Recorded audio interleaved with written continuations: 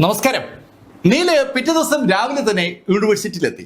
യൂണിവേഴ്സിറ്റിയിലേക്കുള്ള റെക്കോർഡിലൊക്കെ തലേദിവസം രാത്രി നീലിനെ hand over ചെയ്തിരിക്കുന്നതുകൊണ്ട് നീലിന്റെ കയ്യിൽ എല്ലാ സംവിധാനങ്ങളും ഉണ്ട്. അതുമായിട്ടാണ് നീല് യൂണിവേഴ്സിറ്റിയിലെത്തിയത്. നീലോട് പറഞ്ഞിരിക്കുന്നത് പ്രിൻസിപ്പളെ ചെന്ന് കാണണമെന്നാണ്. നീല് പ്രിൻസിപ്പളെ കാണാൻ വേണ്ടി ആ പ്രധാന ബിൽഡിങ്ങിന്റെ ഭാഗത്തേക്ക് നടക്കുമ്പോൾ അതിസുന്ദരികളായ രണ്ട് യുവതികൾ പെട്ടെന്ന് നീലിന്റെ മുന്നിൽ പ്രത്യക്ഷപ്പെട്ടു.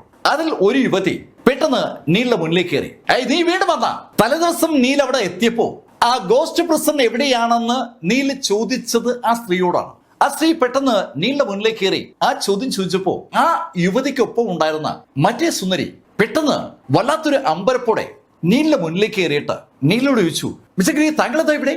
ക്യാപിറ്റൽ സിറ്റി യൂണിവേഴ്സിറ്റിയിൽ ആ പെൺകുട്ടി പഠിക്കുകയാണെന്ന് അറിഞ്ഞ സമയത്ത് വിമാനത്തിൽ വെച്ച് ഡൂനയോട് നീല് സംസാരിച്ചിരുന്നു. അതിനുശേഷമാണ് സംഭവവികാസങ്ങളൊക്കെ പലതും ഉണ്ടായത്. തലേദിവസം അവളുടെ വീട്ടിൽ നിന്ന് നീലിനെ അവളുടെ അച്ഛൻ ഇറക്കി വിട്ടതിന് ശേഷം അവൾ ഇപ്പോഴാണ് നീലിനെ കാണുന്നത്. ഡൂന പെട്ടെന്ന് മിസ്റ്റർ ഗ്രീ എന്ന് സംബോധന ചെയ്തപ്പോ നീലിനോട് ദേഷ്യത്തോട് സംസാരിച്ച ആദ്യത്തെ ആ പെൺകുട്ടി ശരിക്കും ഞെട്ടി എന്ന് തന്നെ പറയാം. അവൾക്ക് ഒന്നും മനസ്സിലാകുന്നില്ല. അവൾ അമ്പരപ്പോടെ ഡൂനെ നോക്കുമ്പോ ഡൂന നീലിനോട് പറഞ്ഞു, മിസ്റ്റർ ഗ്രീ, സോറി, എന്റെ അച്ഛൻ താങ്കളോട് ക്ഷമ ചോദിക്കുകയാണ്. വേണമെങ്കിൽ അദ്ദേഹം ഇവിടെ വന്ന് താങ്കളുടെ അടുത്ത് ക്ഷമ പറയും. ഡൂനയുടെ പിതാവ് ഈ ക്യാപിറ്റലിൽ ഒരുപാട് സ്വാധീനമുള്ള ഒരു കഥാപാത്രമാണ്. അദ്ദേഹം വേണമെങ്കിൽ അവിടെ എത്തി ആ ചെറുപ്പക്കാരനോട് ക്ഷമ പറയൂന്നൊക്കെ ഡൂന പറയുന്ന കേട്ടപ്പോ ഡൂനയ്ക്കൊപ്പമുള്ള ആ പെണ്ണ് ശരിക്കും അങ്ങ് അന്താളിക്കുകയാണ്. അവര് രണ്ടുപേരും നോക്കിയിട്ട് നീല് ഡൂനോട് ചോദിച്ചു, ഡൂന, പ്രിൻസിപ്പളുടെ റൂം എവിടെയാണ്? ബേസിക്കലി ആ ബിൽഡിങ്ങിലാണ്. അത് കേട്ടത് നീല് അതിവേഗം പ്രിൻസിപ്പളിന്റെ ആ ബിൽഡിംഗ് ലക്ഷ്യമാക്കി നടന്നു. അതിവേഗം പ്രിൻസിപ്പളിന്റെ ആ ബിൽഡിങ്ങിലേക്ക് നടക്കുന്ന നീലിനെ തന്നെ നിർനിമേഷയായി അങ്ങനെ നോക്കി നിൽക്കുകയാണ് ഡൂന. അവൾക്ക് മനസ്സിലാകുന്നില്ല ശരിക്കും നീൽ എന്തിനാണ് ആ യൂണിവേഴ്സിറ്റി വന്നതെന്ന്. നീലിനെ സ്റ്റുഡന്റ് ആണോ അതോ പഠിപ്പിക്കാൻ വന്നാണോ? രണ്ടും അവൾക്ക് അറിയത്തില്ല. അവളുടെ ആ അമ്പരപ്പ് വർദ്ധിപ്പിച്ചുകൊണ്ട് കൂടെ നിൽക്കുന്ന ആ സുന്ദരി ഡൂനോട് പറഞ്ഞു, ഡൂന, ആരാ കക്ഷി? അയാളെന്തിനാ നീ നിന്റെ അച്ഛനൊക്കെ മാപ്പ് പറയുന്നത്? ആ ചോദ്യത്തിന് എന്ത് ഉത്തരമാണ് താനിപ്പോ കൊടുക്കേണ്ടത്? ആ ഒരു ചോദ്യം ഡൂനയുടെ മനസ്സിലേക്ക് വന്നപ്പോ ഡൂന ഒന്നും മിണ്ടാതെ അവളുടെ കൂട്ടുകാരുടെ കൈപിടിച്ച് എങ്ങ് നടക്കുകയാണ്. അവർക്കറിയാം മേജർ ജനറലാണ് നീലെന്ന്. മേജർ ജനറൽ നീൽ ഗ്രീ എന്തിന് ഇവിടെ ഈ യൂണിവേഴ്സിറ്റിയിൽ വരണം? അതാണ് അവളെ അലട്ടുന്ന ചോദ്യം. നീളുടെ കയ്യിൽ ഒരു കവറുണ്ട്, അതൊരു ഫയലാണ്. ആ ഫയലുമായി പട്ടാള ഉദ്യോഗസ്ഥനായ നീൽ ഗ്രീ എന്തിനാണ് ആ യൂണിവേഴ്സിറ്റിയിലേക്ക് വന്നത്? ഒരുപാട് ചോദ്യങ്ങൾ ഇപ്പോൾ ഡൂനയുടെ മനസ്സിലുണ്ട്. ആ ചോദ്യങ്ങളൊന്നും അവളുടെ കൂട്ടുകാരിയോട് വിസ്തരിക്കാനും പറ്റില്ല. ഈ സമയത്ത് നീല് ലിഫ്റ്റിലേക്ക് കയറി കഴിഞ്ഞു. നീല് പ്രിൻസിപ്പളുടെ മുറിയുടെ വാതിൽക്കൽ എത്തുമ്പോൾ അകത്ത് ഒരു ശബ്ദം കേൾക്കുന്നുണ്ട്. ശരിക്കും ഒരു കൊഞ്ചിക്കുഴയുന്ന ശബ്ദമാണ്. ആ കൊഞ്ചിക്കുഴയുന്ന ശബ്ദം കേട്ടതും നീല് അകത്തേക്ക് കയറാതെ പുറത്തേക്ക് അങ്ങനെ നിന്നു. അല്പസമയം കഴിഞ്ഞതും ഒരു സ്റ്റാഫ് പുറത്തേക്ക് വന്നു. ഒരു സുന്ദരിയ, പക്ഷെ അവരുടെ മുടിയൊക്കെ ഏതാണ്ട് അലങ്കോലമായി കിടക്കുകയാണ്. പുറത്തേക്കുന്ന നീലിനെ കണ്ടപ്പോൾ അവരുടെ മുഖത്തൊരു ചമ്മല്. നീല് അകത്തേക്ക് കടന്നു. അവിടെ ലേശം തടിയുള്ള ഒരാള് അവിടെ ആ പ്രിൻസിപ്പളിന്റെ കസേര ഇരിക്കുകയാണ്. അയാള് അകത്തേക്ക് കിടന്ന നീലിനോട് പറഞ്ഞു, ബാബാ ഇരിക്കേ. നീലിനെ നോക്കാതെയാണ് അയാൾ അങ്ങനെ പറഞ്ഞത്. നീല് നടന്നു വന്ന് അയാളുടെ മുന്നിലുള്ള കസേര ഇരുന്നതും ആ പ്രിൻസിപ്പൾ തലയുയർത്തിയ ആ നിമിഷത്തിൽ ആ പ്രിൻസിപ്പൾ അറിയാതെ കസേര എണീറ്റ് പോവുകയാണ്. മിസ്റ്റർ ഗ്രീ, താങ്കൾ എത്തിയല്ലേ? അങ്ങനെ അയാൾ ചോദിച്ചതും നീല് കൊണ്ടുവന്ന ഡോക്യുമെന്റ് ഒക്കെ അയാളുടെ മുന്നിലേക്ക് വെച്ചു. ഓക്കെ, എനിക്കെല്ലാം അറിയാം മിസ്റ്റർ ഗ്രീ, എനിക്കെല്ലാം അറിയാം. താമസ സൗകര്യമൊക്കെ ഞാൻ അറേഞ്ച് ചെയ്തിട്ടുണ്ട്. വല്ലാത്തൊരു ബഹുമാനം ആ പ്രിൻസിപ്പളിന്റെ വാക്കുകൾ പ്രതിഫലിക്കുകയാണ്. എത്തിയിരിക്കുന്നത് ഡ്രാഗൺ സോളിന്റെ മേജർ ജനറലാണ്. എന്തോ ഒരു മിഷന്റെ ഭാഗമായി കുറച്ചു ദിവസം അവിടെ ഒരു പ്രൊഫസറുടെ റോളിൽ മിസ്റ്റർ നീൽഗിരി കാണുമെന്ന് ഡ്രാഗൺ സോൾ ആ പ്രിൻസിപ്പളോട് പറഞ്ഞിട്ടുണ്ട്. ആ കാര്യം വേറെ ആരും അറിയാൻ പാടില്ല എന്നും ഡ്രാഗൺ സോളിന്റെ ഉത്തരവിലുണ്ട്. അതുകൊണ്ട് തന്നെ ഒരു ഭയം പ്രിൻസിപ്പളിനുണ്ട്. പ്രിൻസിപ്പളുടെ വായുന്നെങ്ങാനും എന്തെങ്കിലും പുറത്ത് വീണു പോകുമോ എന്നൊരു ഭയമാണ് അയാൾക്കുള്ളത്. അയാൾ നീലിനോട് പറഞ്ഞു, മിസ്റ്റർ ഗ്രീ, താങ്കൾക്ക് എല്ലാ കാര്യങ്ങളും മനസ്സിലായല്ലോ അല്ലേ? മിസ്റ്റർ ഗ്രീ, ആഴ്ചയിൽ ഒരു പീരീഡ് പഠിപ്പിച്ചാൽ മതി. അപ്പോ ഞാൻ പഠിപ്പിക്കണോ? നീല് അവിടെ എത്തിയിരിക്കുന്നത് പ്രൊഫസറുടെ ലേബലിലാണെങ്കിലും പഠിപ്പിക്കാനല്ലല്ലോ. നീൽ ആകെ പഠിപ്പിച്ചിട്ടുള്ളത് ആ ഡ്രാഗൺ സോളിലെ യോദ്ധാക്കളെയാണ്. ഇവിടെ ഈ യൂണിവേഴ്സിറ്റിയിലെ ആളുകളെ നീൽ എന്താണ് പഠിപ്പിക്കേണ്ടത്? അങ്ങനെ നീൽ ആലോചിക്കുമ്പോഴേക്കും പ്രിൻസിപ്പൾ നീലിനോട് പറഞ്ഞു, അല്ല, ഞാൻ പറഞ്ഞതേ ഉള്ളൂ. അങ്ങനെ പറഞ്ഞിട്ട് അയാൾ നീലിന് ഒരു മാപ്പ് ഹാൻഡ് ഓവർ ചെയ്തു. ആ യൂണിവേഴ്സിറ്റി വളരെ വിശാലമായ ഒരു ക്യാമ്പസിനകത്താണ് സ്ഥിതി ചെയ്യുന്നത്. അവിടെയുള്ള ബിൽഡിങ്ങുകൾ, അവിടെയുള്ള മറ്റ് കൺസ്ട്രക്ഷൻസ്, പൂന്തോട്ടം, കുളം, കാട് എല്ലാം ആ മാപ്പിനകത്ത് രേഖപ്പെടുത്തിയിട്ടുണ്ട്. നീല് ആ മാപ്പ് കയ്യിൽ വാങ്ങിച്ചു. ടീച്ചേഴ്സിന്റെ ബിൽഡിംഗ് എവിടെയാണെന്നും ക്ലാസ് മുറികൾ എവിടെയാണെന്നും ലാബ് എവിടെയാണെന്നും എല്ലാം അതിനകത്ത് വ്യക്തമായി അടയാളപ്പെടുത്തിയിട്ടുണ്ട്. നീല് പ്രിൻസിപ്പളോട് യാത്ര പറഞ്ഞ് ആ മാപ്പുമായി പുറത്തിറങ്ങി. ആ മാപ്പിലോട്ട് നോക്കിയപ്പോ ആ മാപ്പിൽ നീല് ഒരു നിരീക്ഷണ ഗോപുരം കണ്ടു. നീല് ഉടൻ തന്നെ ആ മാപ്പിന്റെ സഹായത്തോടുകൂടി ആ നിരീക്ഷണ ഗോപുരത്തിലെത്തി. ശരിക്കും ആ യൂണിവേഴ്സിറ്റിയിലെ ഏറ്റവും പൊക്കമുള്ള ആ സ്ഥലമാണ് നിരീക്ഷണ ഗോപുരം. അവിടെ നിന്നാൽ ആ എൻറ്റയർ യൂണിവേഴ്സിറ്റി കോമ്പൗണ്ട് കാണാം. അതിവിശാലമായ ഒരു കോമ്പൗണ്ടാണ് ക്യാപിറ്റൽ സിറ്റി യൂണിവേഴ്സിറ്റി അവിടെ ബിൽഡ് ചെയ്തിരിക്കുന്നത്. പക്ഷെ ആ യൂണിവേഴ്സിറ്റിക്ക് അകത്ത് ബിൽഡിങ്ങുകളുടെ എണ്ണം കുറവാണ്. ബിൽഡിങ്ങുകളൊക്കെ കെട്ടി വരുന്നതേ ഉള്ളൂ. നീല് ആ നിരീക്ഷണ ഗോപുരത്തിന്റെ മുകളിൽ കയറി അവിടെ നിന്നുകൊണ്ട് ആ ക്യാമ്പസ് മുഴുവൻ ഒന്ന് നിരീക്ഷിച്ചു. ആ ക്യാമ്പസ് അങ്ങനെ നിരീക്ഷിക്കുമ്പോഴാണ് നീലിന്റെ ദൃഷ്ടിയിൽ ചില സ്ട്രക്ചറുകൾ പെടുന്നത്. ആദ്യം നീലിന്റെ ദൃഷ്ടിപ്പെട്ടത് ഒരു ചെറിയ കുന്നാണ്. നീല് നിൽക്കുന്ന നിരീക്ഷണ ഗോപുരത്തിൽ നിന്ന് ഏകദേശം പടിഞ്ഞാറ് മാറിയാണ് ആ കുന്ന് സ്ഥിതി ചെയ്യുന്നത്. ആ കുന്നിന്റെ നേരെ എതിർഭാഗത്ത് കിഴക്ക് ദിശയിലേക്ക് പെട്ടെന്ന് അറിയാതെ നീല് നോക്കിപ്പോയി. അവിടെയും ഒരു കുന്നുണ്ട്. ആ കുന്നിലും ആദ്യം കണ്ട കുന്നിലും രണ്ട് സ്ട്രക്ചറും ഉണ്ട്. രണ്ട് നിരീക്ഷണ ഗോപുരങ്ങൾ പോലെയുള്ള സ്ട്രക്ചറുകളാണ്. നീല് കൗതുകത്തോടെ ആ രണ്ട് സ്ട്രക്ചറിലും മാറി മാറി നോക്കിയിട്ട് എന്തോ സംശയം തോന്നിയതും വടക്ക് ഭാഗത്തേക്ക് നോക്കി.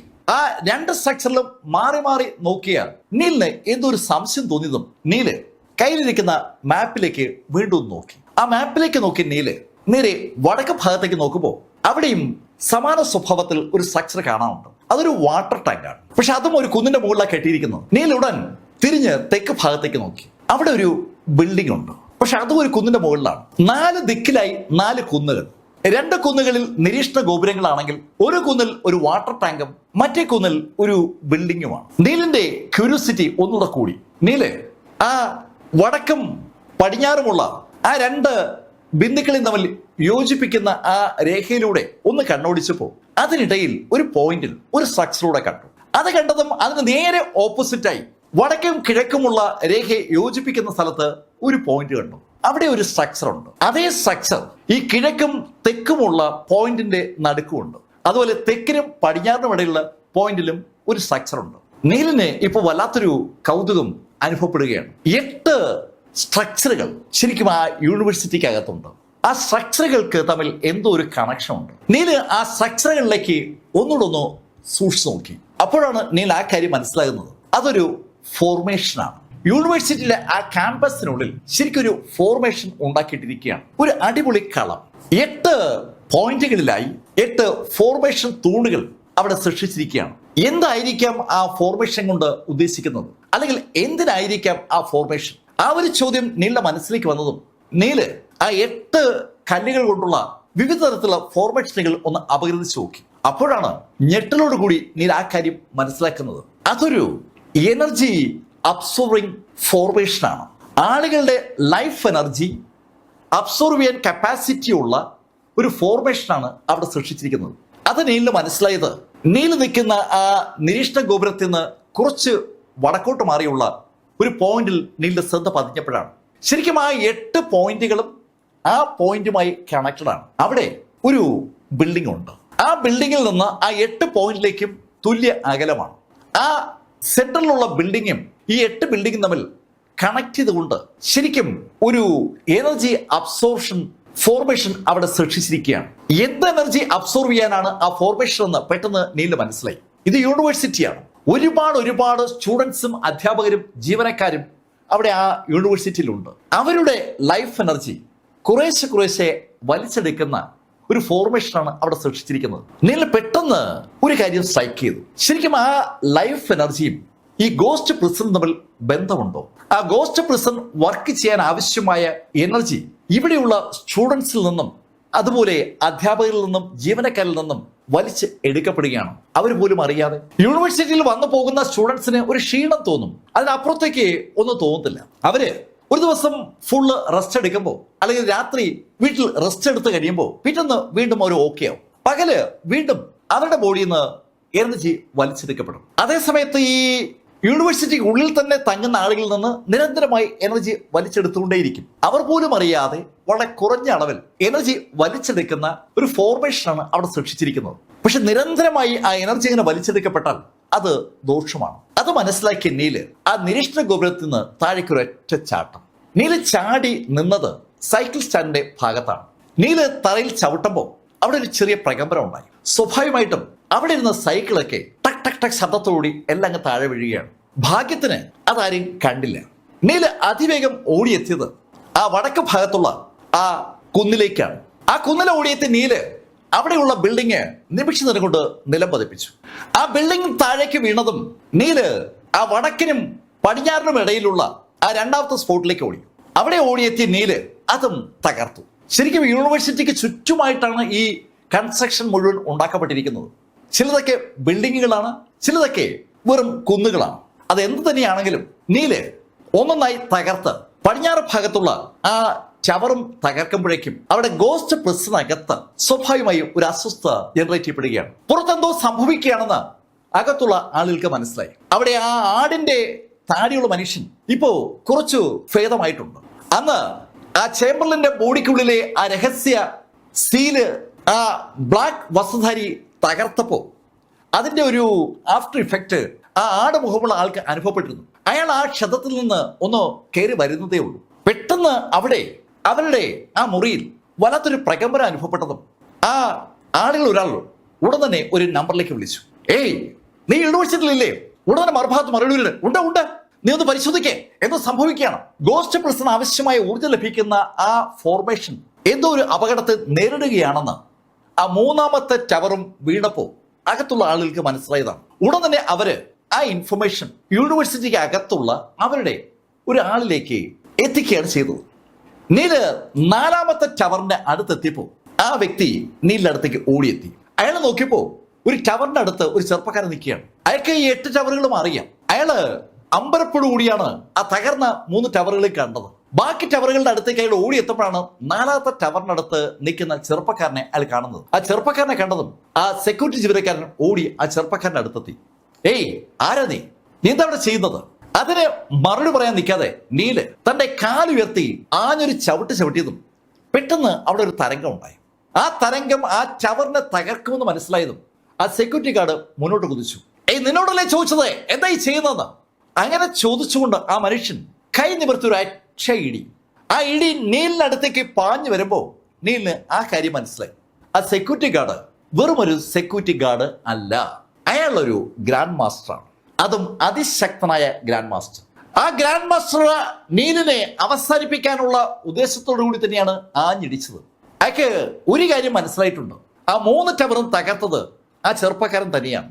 അവൻ ആ ടവറുകൾ എന്താണെന്ന് മനസ്സിലാക്കിയിട്ട് തന്നെയാണ് അത് തകർക്കുന്നത്. അക്കാര്യം ആ ചെറുപ്പക്കാരനെ മനസ്സിലായതുകൊണ്ടാണ് അവൻ നീലിന്റെ ബോഡി ലക്ഷ്യമാക്കിക്കൊണ്ട് ആഞ്ഞ് പഞ്ച് ചെയ്തത്. നീലും സ്വാഭാവികമായിട്ട് തിരിച്ചു പഞ്ച് ചെയ്തു. നീലിന്റെ അതിശക്തമായ പഞ്ച് അവന്റെ കയ്യിലേക്ക് പതിച്ചതും ആ ഗ്രാൻഡ് മാസ്റ്റർ തെറിച്ച് ദൂരേക്ക് വീഴുമ്പോൾ അവൻ വായിന്ന് ചോര തെറിക്കുകയാണ്. ശരിക്കും അവനാകെ ഞെട്ടിയെന്ന് പറയാം. നല്ല പവർഫുൾ ആയിട്ടുള്ള ഒരു ചെറുപ്പക്കാരൻ. ഗ്രാൻഡ് മാസ്റ്റേഴ്സ് ലിസ്റ്റിൽ എന്തായാലും 100-നകത്ത് പെടുന്ന ഒരാളാണ് തന്നെ ഇടിച്ചു തെറിപ്പിച്ചതെന്ന്. തെറിച്ച് വീഴുമ്പോൾ തന്നെ ആ സെക്യൂരിറ്റി ഗാർഡിന് മനസ്സിലായി. അയാളുടെ മുഖത്ത് ശരിക്കും ഒരു അമ്പരപ്പുണ്ട്. അവൻ നീലിനെ നോക്കി അമ്പരപ്പോടെ നീലോട് ചോദിച്ചു, സീനിയർ, അങ്ങ് ആരാണ്? അങ്ങ് എന്തായി ചെയ്യുന്നത്? അതിന് മറുപടിയായി നീല് അയാളോട് ചോദിച്ചു, ഈ ഗോസ്റ്റ് പ്രസൻ എവിടെയാണെന്ന് നിനക്കറിയാവോ? ഗോസ്റ്റ് പ്രസൻ എന്ന വേർഡ് കേട്ടതും ആ മനുഷ്യൻ ശരിക്കും വിറച്ചു. ഗോസ്റ്റ് പ്രസനെ കുറിച്ച് അറിയാവുന്ന ഒരാളാണ് അവിടെ എത്തിയിരിക്കുന്ന ആ ചെറുപ്പക്കാരനെന്ന് ആ സെക്യൂരിറ്റി ഗാർഡിന് മനസ്സിലായെന്ന് വ്യക്തം. അവൻ നീലിനോട് പറഞ്ഞു, ഗോസ്റ്റ് പ്രസനോ? എന്താ അത്? ആ ചോദ്യത്തിന് ഉത്തരം പറയാൻ നിൽക്കാതെ നീല് കൈ നിവർത്തി ഒരു ഒറ്റ ഇടി. ആ ഇടി ശരിക്കും വായുവിലാണ് ഇടിച്ചത്. തൽഫലമായി നീലിന്റെ അടുത്തുള്ള ആ വായു ഒന്ന് അതിശക്തമായി മുന്നോട്ട് നീങ്ങുകയാണ്. അതൊരു കൊടുങ്കാറ്റ് പോലെ തൊട്ടു മുന്നുള്ള സ്ട്രക്ചറിലേക്ക് ഇടിച്ചു കയറിയതും ആ സ്ട്രക്ചർ തകർന്ന് തരിപ്പണമായി. തന്റെ കൺമുന്നിൽ വെച്ച് ഫോർമേഷന്റെ ഭാഗമായ ഒരു സ്ട്രക്ചർ ഇതാ ആ ചെറുപ്പക്കാരൻ ഇടിച്ചു തകർക്കുകയാണ്. ദേഷ്യം വന്ന ആ സെക്യൂരിറ്റി ഗാർഡ് പെട്ടെന്നാണ് ഒരു കത്തി വലിച്ചൂരി ആ കത്തിയുമായി മുന്നോട്ട് കുതിച്ചു വന്ന് അവനെ ഒന്ന് നോക്കുപോലും ചെയ്യാതെ നീല് ആ 4ാമത്തെ ടവറിൽ നിന്ന് 5ാമത്തെ ടവറിലേക്ക് കുതിച്ചു. നീല് കുതിക്കുന്നത് എവിടേക്കാണെന്ന് വ്യക്തമായി മനസ്സിലാക്കിയ ആ മനുഷ്യൻ നീലിന്റെ പുറകെ കുതിക്കുകയാണ്. നീലിനെ ഓടിത്തോപ്പിക്കാനുള്ള കരുത്ത് അയാൾക്കുണ്ടെന്ന് അയാൾക്ക് അറിയാം. പക്ഷേ അയാൾ അമ്പരപ്പിച്ചുകൊണ്ട് അയാളെ ബഹുദൂരം പിന്നിലേക്ക് തള്ളിക്കൊണ്ട് ആ ചെറുപ്പക്കാരൻ 5ാമത്തെ പോയിന്റിലെത്തി. അവിടെ എത്തിയ നീല് അതിവേഗം മുകളിലേക്ക് ചാടിക്കേറി അവിടെ നിന്ന് ഒരൊറ്റ ചവിട്ട്. ആ സെക്യൂരിറ്റി ഗാർഡ് ഓടി എത്തുമ്പോഴേക്കും ആ 5ാമത്തെ സ്ട്രക്ചറും തകർന്ന് താഴേക്ക് വീഴുകയാണ്. നീല് താഴേക്ക് ചാടി. അതിവേഗതയിലുള്ള ആ ചെറുപ്പക്കാരന്റെ ആ ടവർ പൊളിക്കൽ വല്ലാത്തൊരു അമ്പരപ്പോട് കൂടിയാണ് ആ സെക്യൂരിറ്റി ഗാർഡ് കണ്ടത്. അയാൾ നീലിനോട് പറഞ്ഞു, സീനിയർ, നിങ്ങൾ ഈ കാണിക്കുന്നത് ശരിയല്ല. അങ്ങനെ അയാൾ പറയുമ്പോഴേക്കും നീല് അവന്റെ അടുത്ത് പാഞ്ഞെത്തിയിരുന്നു. അവൻ എന്തെങ്കിലും ചെയ്യാൻ കഴിയുമ്പോൾ അവന്റെ കോളർ പിടിച്ചുകൊണ്ട് നീല് മുന്നോട്ട് കുതിച്ചു. നീല് അവനെ കൊണ്ട് എത്തിയത് 6ാമത്തെ ടവറിലേക്കാണ്. 6ഉം 7ഉം 8ഉം നിമിഷ നേരം കൊണ്ടാ തകർന്നു വീണത്. അതിനുശേഷം നീല അവനുമായിട്ട് സെൻട്രൽ പോയിന്റിലേക്ക് എത്തി. ആ ടവറിലേക്ക് എത്തുമ്പോഴേക്കും അവന്റെ കൈയും കാലും ഏതാണ്ട് ഒടിഞ്ഞിട്ടുണ്ട്. ആ ലാസ്റ്റ് ടവറും തകർക്കുമ്പോൾ അകത്ത് ഗോസ്റ്റ് പ്രിസണിനുള്ളിൽ വല്ലാത്തൊരു കുലുക്കം അനുഭവപ്പെടുകയാണ്. അകത്തുള്ള ആളുകൾക്ക് ഇപ്പോൾ ആ കാര്യം അറിയാം. പുറത്ത് ആ ഫോർമേഷൻ തകർക്കപ്പെട്ടിരിക്കുകയാണ്. എന്താണ് ചെയ്യേണ്ടതെന്ന് അവർക്കൊരു പിടിയില്ല. അവര് ആ ചെറുപ്പക്കാരനെ വിളിക്കാൻ ശ്രമിക്കുമ്പോൾ ആ ചെറുപ്പക്കാരന്റെ കഴുത്തിൽ നീലിന്റെ കൈ അങ്ങനെ പതുങ്ങി നിൽക്കുകയാണ്. ആ ചെറുപ്പക്കാരനെ തകർന്നു വീണ ആ സ്ട്രക്ചറിലേക്ക് ചേർത്ത് നിർത്തി നീല് അവനോട് ചോദിച്ചു, ഗോസ്റ്റ് പ്രിസണിനകത്തേക്ക് നീ എങ്ങനെയാ കടക്കുന്നത്? നീ മാത്രമാണോ അകത്തേക്ക് കടക്കുന്നത്? 2 ചോദ്യങ്ങളാണ് നീല് ചോദിച്ചത്. സീനിയർ, ദയവായി എന്നെ കൊല്ലരുത്. എനിക്ക് ഗോസ്റ്റ് പ്രിസണിനകത്തേക്ക് കടക്കാൻ കഴിയില്ല. പക്ഷേ ഗോസ്റ്റ് പ്രിസണുമായി ബന്ധപ്പെട്ട് ആരെങ്കിലുമൊക്കെ വന്നാൽ അകത്തുനിന്ന് ലഭിക്കുന്ന നിർദ്ദേശത്തിനനുസരിച്ച് അവർ പറയുന്ന പോയിന്റിൽ എത്തിക്കും. ആ പോയിന്റിൽ എത്തിക്കാൻ എനിക്ക് പറ്റും. എന്നെ കൂടാതെ ഒരു ടീച്ചർ കൂടി ഗോസ്റ്റ് പ്രിസണിലേക്ക് കടക്കാനുള്ള ആ പാസ്വേഡ് അറിയാം. അങ്ങനെ അയാൾ പറഞ്ഞതും അയാളുടെ ബോഡി ഒന്ന് വിറച്ചതും ഒരേ നിമിഷത്തിലാണ്. ശരിക്കും ആ വിറയൽ പെട്ടെന്നാണ് ഒരു പൊട്ടിത്തെറിയായി മാറിയത്. അയാളുടെ ആ ശരീരം അനവധി ചെറു കഷ്ണങ്ങളായി അങ്ങ് ചിതറി. അയാളുടെ ബോഡിക്കകത്ത് ആരോ ബോംബ് വെച്ച് പൊട്ടിച്ചതുപോലെ അയാളുടെ ബോഡി അങ്ങ് ചിതറുകയായിരുന്നു. അയാള് ഗോസ്റ്റ് പ്രിസണിനെ കുറിച്ചുള്ള രഹസ്യം പുറത്താക്കുകയാണെന്ന് ആർക്കോ ആ നിമിഷം മനസ്സിലായിരിക്കുകയാണ്. അങ്ങനെ മനസ്സിലായ ആ വ്യക്തി അയാളുടെ ബോഡിക്കുള്ളിൽ സ്ഥാപിച്ചിരുന്ന രഹസ്യ സീല് ആക്ടിവേറ്റ് ചെയ്ത് അയാളെ കൊന്നതാണ്. ഈ വലിയ സംഘങ്ങളൊക്കെ, വലിയ ഫാമിലികളൊക്കെ ഈ ശൈലിയിൽ ആളുകളുടെ ബോഡിയിൽ രഹസ്യ സീലുകൾ ഫിറ്റ് ചെയ്യും. അത്തരത്തിലൊരു ഫീലാണ് ഡോക്ടർ ചേംബർലിന്റെ ഉള്ളിൽ ഈ ഗോസ്റ്റ് പ്രിസൺ സ്ഥാപിച്ചിരുന്നത്. ആ സീല് നീല് റിമൂവ് ചെയ്തുകൊണ്ടാണ് ചേംബർലിന് യഥാർത്ഥത്തിൽ ഇപ്പോ നീലിനൊപ്പം നിൽക്കാൻ പറ്റുന്നത്. നീല് ഒരു നിമിഷം നിശബ്ദനായി ആ കാഴ്ച നോക്കി നിന്നിട്ട് അതിവേഗം അവിടെ നിന്ന് ആ ടീച്ചേഴ്സ് അപ്പാർട്ട്മെന്റ് നേരെ നടന്നു തുടങ്ങി. ഈ സംഭവവികാസം നടക്കുമ്പോഴേക്കും ശരിക്കും ആ യൂണിവേഴ്സിറ്റി കോമ്പൗണ്ടിനകത്ത് ആളുകൾ അങ്ങോട്ടും ഇങ്ങോട്ടും ഓടുകയാണ്.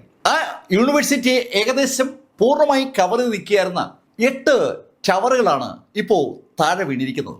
ആ ടവറുകളുമായി കണക്ഷനുള്ള 9th ടവറും താഴെ വീണിരിക്കുകയാണ്. യഥാർത്ഥത്തിൽ ഈ എല്ലാ ടവറുകളും വീണ കാര്യം എല്ലാവർക്കും അറിയില്ല. ഒരു സ്ഥലത്തുള്ള ആളുകൾ അവിടെയുള്ള ടവർ വീണ കാര്യം മാത്രമായിരിക്കും അറിഞ്ഞിരിക്കുക.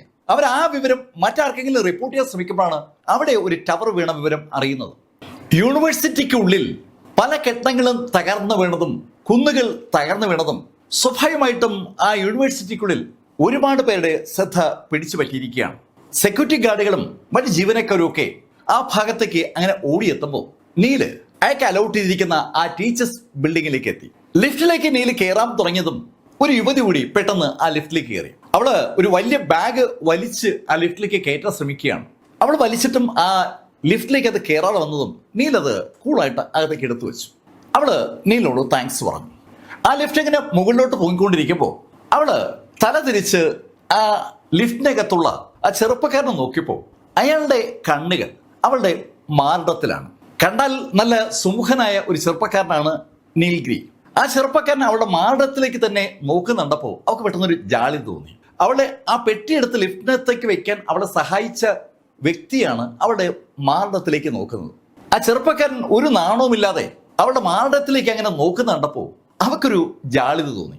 അവള് ലേശം അസ്വസ്ഥോടെ ഒന്ന് തിരിയുമ്പോഴേക്കും ലിഫ്റ്റ് മുകളിലത്തെ നിലയിലെത്തി. ആ ലിഫ്റ്റിൽ നിന്ന് ആദ്യം പുറത്തിറങ്ങിയ നീല് ആ പെട്ടിയെടുത്ത് പുറത്തു വയ്ക്കാൻ അവളെ സഹായിക്കുകയും ചെയ്തു. ആ പെട്ടിയെടുത്ത് പുറത്തേക്ക് വെച്ച നീല് അവളോട് ചോദിച്ചു, ഏതാ മുറി? 10B ആണ്. 10A ആണ് നീലിനെ അലൗട്ട് ചെയ്തിരിക്കുന്നത്. 10ാം നിലയിലെ B മുറിയിലാണ് ആ പെൺകുട്ടി എന്ന് കേട്ടതും നീല് ആ പെട്ടി ആ മുറിയുടെ മുന്നിൽ കൊണ്ടുവച്ചു. അവൾക്ക് ഒരു ചമ്മലുണ്ട്. അവളുടെ മാർദ്ദത്തിലേക്ക് തന്നെ ആ ലിഫ്റ്റിൽ വെച്ച് നോക്കി നിന്ന നീലിനെ ഫേസ് ചെയ്യാനുള്ള ചമ്മലാണ് അവൾക്കുള്ളത്.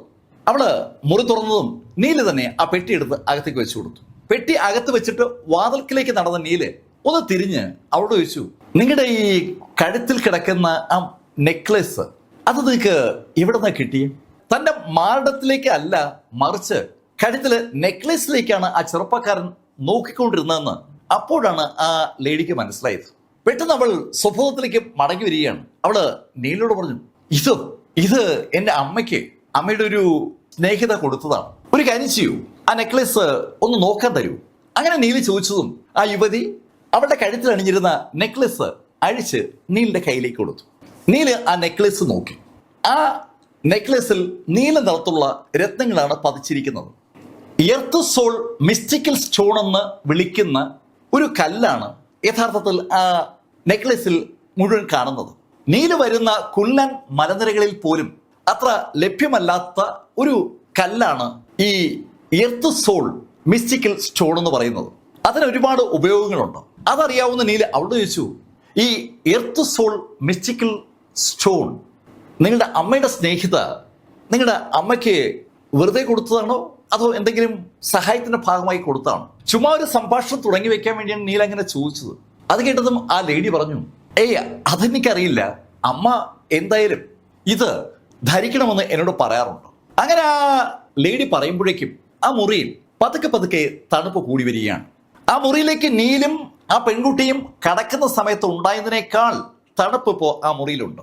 അതിവേഗമാണ് ആ മുറിയിൽ തണുപ്പ് വർദ്ധിക്കുന്നത്. ആ തണുപ്പ് അങ്ങനെ വർദ്ധിച്ചു വരുമ്പോൾ ആ യുവതി നീലിനോട് പറഞ്ഞു, അമ്മ പറഞ്ഞിട്ടുണ്ട് ഒരിക്കലും ഞാൻ ഈ നെക്ലസ് അഴിക്കരുതെന്ന്. ആ യുവതി അങ്ങനെ പറയുമ്പോൾ നീല് ആ മിസ്റ്റിക്കൽ സ്റ്റോണിലേക്കും ആ സ്ത്രീയിലേക്കും അങ്ങനെ നോക്കി നിൽക്കുകയാണ്. വളരെ യുണീക്കായിട്ടുള്ള ഒരു ബോഡിയാണ് ആ ലേഡിയുടേത്. ഒരു പ്രത്യേക തരത്തിലുള്ള ഫിസിക്കാണ് അവൾക്കെന്ന് പറയാം. അവളുടെ ബ്ലഡ് തണുത്തിട്ടാണ്. ഒരു കോൾഡ് ബ്ലഡ് ഫിസിക്കാണ്. ഫിനിഷ് കോൾഡ് ബ്ലഡ് ഫിസിക് എന്ന് വിളിക്കാം. അതായത് വളരെ ഭീകരമായ ഒരു തരത്തിലുള്ള ഫിസിക്കാണെന്ന് പറയാം. നീല് അറിയാതെ പറഞ്ഞു പോവുകയാണ്, finish cold blood physique. Neel അങ്ങനെ പറയുമ്പോഴേക്കും ആ മുറിയിലെ തണുപ്പിന്റെ അളവ് വൻതോതിൽ കൂടി. ആ പെൺകുട്ടി ശരിക്കും വിറച്ചു തുടങ്ങിയതും നീല് നെക്ലസ് അവൾക്ക് കൊടുത്തിട്ട് പറഞ്ഞു, വേഗം ധരിക്കുക. അവൾ വേഗം തന്നെ ആ നെക്ലസ് അങ്ങ് ധരിച്ചു. നെക്ലസ് അവൾ ധരിച്ചതും ആ മുറിയിലെ തണുപ്പ് പെട്ടെന്ന് അങ്ങ് ഇല്ലാണ്ടാവുകയും ചെയ്തു. ആ പെൺകുട്ടിയെ നെക്ലസ് ധരിക്കുന്നതിന് മുന്നേയും നെക്ലസ് ധരിച്ചതിന് ശേഷവും അവളുടെ മുഖത്തുണ്ടാകുന്ന മാറ്റം വളരെ വളരെ പ്രകടമാണ്. വിളറി വെളുത്ത അവൾ പെട്ടെന്ന് വീണ്ടും രക്തശോഭയുള്ള ഒരു യുവതിയായി മാറി. അവൾ നീലിനോട് പറഞ്ഞു, എന്റെ പേര് വി എങ് എന്നാണ്. മിസ്റ്റർ, താങ്കളുടെ പേര്? എന്റെ പേര് നീൽഗിരി. ഓ, താങ്കളാണോ പ്രൊഫസർ നീൽഗിരി? താങ്കളെ കുറിച്ച് ഇന്നലെ പ്രിൻസിപ്പൽ ഒരുപാട് കാര്യങ്ങൾ പറഞ്ഞായിരുന്നു. അദ്ദേഹം തന്നെയാണ് ഈ ടെണ്ണയെ വന്ന് നോക്കിയതും ടെണ്ണയിലെ ഫെസിലിറ്റീസ് ഒക്കെ ഉറപ്പുവരുത്തിയതും. പ്രിൻസിപ്പലിന് താങ്കളെ കുറിച്ച് പറയാൻ 100 നാവായിരുന്നു. അങ്ങനെ ആ വി യങ് നീലിനോട് സംസാരിക്കുമ്പോൾ നീല് അവളെ തന്നെ നോക്കി നിൽക്കുകയാണ്. അവളുടെ സംഭാഷണം ഒന്ന് നിന്നതും നീല് അവളോട് പറഞ്ഞു, ഏയ് വി യങ്, ഒരു കാരണവശാലും ഈ നെക്ലേസ് ഇനി അടിക്കരുത്, ആര് പറഞ്ഞാലും. നീലത് പറയുമ്പോൾ അതൊരു ആജ്ഞ പോലെ അവൾക്ക് അനുഭവപ്പെടുകയാണ്. അവളോട് താല്പര്യമുള്ള ഒരാള് സംസാരിക്കുന്ന പോലെയാണ് അത് അവൾക്ക് അനുഭവപ്പെട്ടത്. അവള് അതിൻ്റെതായ സീരിയസ്നെസ്സോടുകൂടി തന്നെ നീലോട് പറഞ്ഞു, ഓക്കെ, ഞാൻ അങ്ങനെ ചെയ്യാം. നീല് അവളുടെ മുറിയിൽ നിന്ന് പുറത്തിറങ്ങുമ്പോൾ അവളോട് പറഞ്ഞു, ഞാൻ തൊട്ടടുത്ത മുറിയിലുണ്ട്, എന്ത് ആവശ്യമുണ്ടെങ്കിലും എന്നെ വിളിക്കാൻ കേട്ടോ. അങ്ങനെ പറഞ്ഞിട്ട് നീല് മുറിയിലേക്ക് കയറി. നീല ആ മുറിയിലേക്ക് കയറി അല്പസമയം കഴിഞ്ഞപ്പോൾ ചേംബർലിന്റെ കോള് വന്നു. ചേംബർലിന്റെ കോള് വന്നതും നീല് ആ 10ാം നിലയിൽ നിന്ന് താഴെ ഇറങ്ങി റോഡിലെത്തി. അവിടെ റോഡ് സൈഡിലായി ഒരു മേബാക്ക് ലിമോസിൻ പാർക്ക് ചെയ്തിരിക്കുകയാണ്. ഡോക്ടർ ചേംബർലിൻ ക്യാപിറ്റൽ വരുമ്പോഴൊക്കെ ചേംബർലിന്റെ ആവശ്യത്തിന് വേണ്ടി ഉപയോഗിക്കുന്ന ആ മേബാക്ക് ലിമോസിന്റെ അടുത്തേക്ക് നീൽ എത്തിയതും ഡോർ തുറന്നു. നീല് ആ വണ്ടിക്കകത്തേക്ക് കയറി. മിസ്റ്റർ ഗിരി, ഞാൻ രാവിലെ തന്നെ എത്തി. ഡോക്ടർ ചേംബർലിൻ, എന്തെങ്കിലും വിവരങ്ങളുണ്ടോ? അങ്ങനെ നീലിന് ചോദിച്ചതും ചേംബർലിൻ പറഞ്ഞു, ഇല്ല, വിവരമൊന്നുമില്ല, പക്ഷെ എന്നെ എന്തായാലും ഒരു കോൺടാക്ട് ചെയ്യുമായിരിക്കും. ഓക്കെ, എപ്പോൾ കോൺടാക്ട് ചെയ്താലും ആ വിവരം ഉടൻ തന്നെ എന്നെ അറിയിക്കണം. എന്ത് വില കൊടുത്തും എനിക്ക് ആ ഗോസ്റ്റ് പ്രസിലേക്ക് കടക്കണം. നീല് ആ കാര്യം ചേംബർലിനോട് പറയുമ്പോഴാണ് ചേംബർലിന്റെ ഫോണിൽ ഒരു കോള് വരുന്നത്. ആ കോള് വിളിക്കുന്ന നമ്പർ കണ്ടതും ചേംബർലിൻ നീലിനോട് പറഞ്ഞു, മിസ്റ്റർ ഗിരി, ഇത് അവരാണ്. സ്പീക്കർ ഫോണിൽ ആ കോൾ അറ്റൻഡ് ചെയ്ത ചേംബർലിൻ ആ ശബ്ദത്തിന്റെ ഉടമയോട് സംസാരിച്ചു തുടങ്ങി. ഹലോ, ഞാൻ ഡോക്ടർ ചേംബർലിൻ. ഏയ് മിസ്റ്റർ ചേംബർലിൻ, നിങ്ങൾ ക്യാപിറ്റൽ എത്തിയല്ലോ അല്ലേ? അതെ മാഡം, ഞാൻ ക്യാപിറ്റൽ എത്തി. നമ്മുടെ തീരുമാനത്തിൽ ഒരു മാറ്റം വരികയാണ്. മാസത്തിലൊരിക്കലാണ് നമ്മുടെ ഗോസ്റ്റ് പ്രസൻ തുറക്കുക. പക്ഷെ ആ നയം ഒന്ന് മാറ്റുകയാണ്. നാളെ കഴിഞ്ഞ് മറ്റന്നാൾ ഗോസ്റ്റ് പ്രസൻ തുറക്കും. അടിയന്തരമായി നിങ്ങൾ പ്രസനകത്തേക്ക് വരേണ്ടി വരും. മാഡം, ഞാൻ സഹായികളെ വല്ലതും കൊണ്ടുവരണോ? ഏയ് വേണ്ട വേണ്ട വേണ്ട, നിങ്ങൾ ഇപ്രാവശ്യം ഒറ്റയ്ക്ക് വന്നാൽ മതി. പിന്നെ അറിയാമല്ലോ, നമ്മൾ ഈ സംസാരിക്കുന്ന കാര്യം നമ്മളല്ലാതെ മറ്റൊരാളും അറിയാൻ പാടില്ല. അങ്ങനെ ആ ലേഡി സംസാരിക്കുമ്പോൾ യഥാർത്ഥത്തിൽ ആ കോർണർ ഫോണിലെ സംഭാഷണം നീല് കേൾക്കുന്നുണ്ട്. ഡ്രൈവർ സ്വാഭാവികമായിട്ടും ആ കാറിൽ നിന്ന് ഇറങ്ങി മാറി നിൽക്കുകയാണ്. നീൽ അകത്തേക്ക് കയറിയപ്പോൾ തന്നെ ഡ്രൈവറോട് പുറത്തിറങ്ങി നിൽക്കാൻ ചേംബർലൻ ആവശ്യപ്പെട്ടിരുന്നു. ഡ്രൈവർ ശരിക്കൊരു മാർഷൽ ആർട്ടിസ്റ്റാണ്. പുറത്തേക്ക് മാറി നിൽക്കുന്ന അയാള് കൈ രണ്ടും പുറകിൽ കെട്ടി ചുറ്റും നിരീക്ഷിക്കുകയാണ്. ആരെങ്കിലും അവരെ നിരീക്ഷിക്കുന്നുണ്ടോ എന്ന് ശരിക്കും അയാള് നിരീക്ഷിക്കുകയാണെന്ന് പറയാം. നീല് അയാളെ കൺകോണിലൂടെ കാണുന്നുണ്ട്. അതേസമയത്ത് ആ ഫോണിലൂടെ വരുന്ന ശബ്ദം നീല് ശ്രദ്ധിക്കുകയാണ്. ഒരു സ്ത്രീയും പുരുഷനും അവരാണ് ആ ഗോസ്റ്റ് പ്രിസണിലേക്ക് കടക്കാനുള്ള താക്കോല് കൈവശം വെക്കുന്നവർ. അതിൽ ആ പുരുഷൻ കൊല്ലപ്പെട്ട് കഴിഞ്ഞു. ബാക്കിയുള്ളത് ആ ലേഡിയാണ്. ആ ലേഡി ആ യൂണിവേഴ്സിറ്റിയിൽ വർക്ക് ചെയ്യുന്ന ഒരാളാണ് എന്ന ഇൻഫർമേഷൻ ഇപ്പോ നീലിന്റെ കൈവശമുണ്ട്. ആ കാര്യം ആ സെക്യൂരിറ്റി ഗാർഡ് മരിക്കുന്നതിന് മുന്നേ നീലിനോട് പങ്കുവച്ചിരുന്നു. ബാക്കി പറയാൻ അയാൾ ശ്രമിക്കുമ്പോഴേക്കും അയാള് പൊട്ടിത്തെറിക്കുകയായിരുന്നു. നീല് ആ ഫോൺ ശ്രദ്ധിച്ചിരിക്കുമ്പോഴേക്കും ഫോണ് കട്ടായി. ചേംബർലനോട് ഒരാളെയും അകത്തേക്ക് കൊണ്ടുവരണ്ട എന്ന് ആ ലേഡി പറയുമ്പോൾ അതിലൊരു ഭീഷണിയുടെ സ്വരവുമുണ്ട്. അവരുടെ വാക്കുകൾക്ക് വിരുദ്ധമായി എന്തെങ്കിലും ചേംബർലന്റെ ഭാഗത്തുനിന്നുണ്ടായാൽ ചേംബർലനെ അവസാനിപ്പിക്കാൻ അവൾ മടിക്കില്ല എന്ന് അവളുടെ ആ വാക്കുകൾ വിളിച്ചു പറയുകയാണ്. അങ്ങനെ പറയാൻ കഴിയുന്ന ശൈലിയിൽ അവൾ ശക്തിയാണെന്ന് വ്യക്തമാണ്. നീൽഗിരി ചേംബർലനോട് പറഞ്ഞു, ഞാന് ഇവിടെ ഈ യൂണിവേഴ്സിറ്റിയിൽ ഉണ്ടാവും, അവര് കോൾ ചെയ്താൽ ഉടൻ എന്നെ ഇൻഫോം ചെയ്യും. അങ്ങനെ നീല് പറഞ്ഞതും നീലിനോട് ചേംബർലൻ പറഞ്ഞു, മിസ്റ്റർ ഗ്രീ, ഈ കാറ് ഇവിടെ ഈ പരിസരത്ത് തന്നെ ഉണ്ടാവും. അങ്ങനെ പറഞ്ഞിട്ട് നീല് കാറിൽ നിന്നിറങ്ങി. കാറിൽ നിന്ന് ആ കോളേജ് നേരെ നടന്നു പോകുന്ന ആ ചെറുപ്പക്കാരനെ വല്ലാത്തൊരു ഭാവത്തോടെ കാറിൽ ഇരുന്ന് നോക്കുകയാണ് ചേംബർലൻ. ചേംബർലൻ അയാളുടെ ആ ലാബിനകത്ത് നീലിന്റെ വിശ്വരൂപം കണ്ടതാണ്. നീല് ചേംബർലന്റെ ബോഡിക്കുള്ളിൽ ആ ഗോസ്റ്റ് പ്രസന്റക്കാര് രഹസ്യമായി പ്ലാന്റ് ചെയ്തിരുന്ന ആ സീൽ ഇളക്കിയ രംഗം അയാൾക്ക് ഇപ്പോഴും മറക്കാൻ പറ്റില്ല. അൺബിലീവബിൾ ആയിട്ടുള്ള ഒരു ടെക്നോളജിയാണ് അവിടെ നീൽ ഉപയോഗിച്ചത്. ശരിക്കും പവർഫുൾ ആയിരുന്നു ആ സമയത്ത് നീലിന്റെ ആ ഓറ. അതിശക്തമാണ് നീല്. ആ ശക്തി ഗോസ്റ്റ് പ്രസനകത്തേക്ക് കയറാൻ നീലിനെ സഹായിച്ചേക്കും. ഗോസ്റ്റ് പ്രസനകത്തേക്ക് ഏത് വഴിയാണ് ഡോക്ടർ ചേംബർലൻ കടക്കുന്നത് എന്ന് മാത്രം നീലിന് അറിഞ്ഞാൽ മതി. ആ ഭാഗം തകർത്ത് നീല് അകത്ത് കിടക്കും.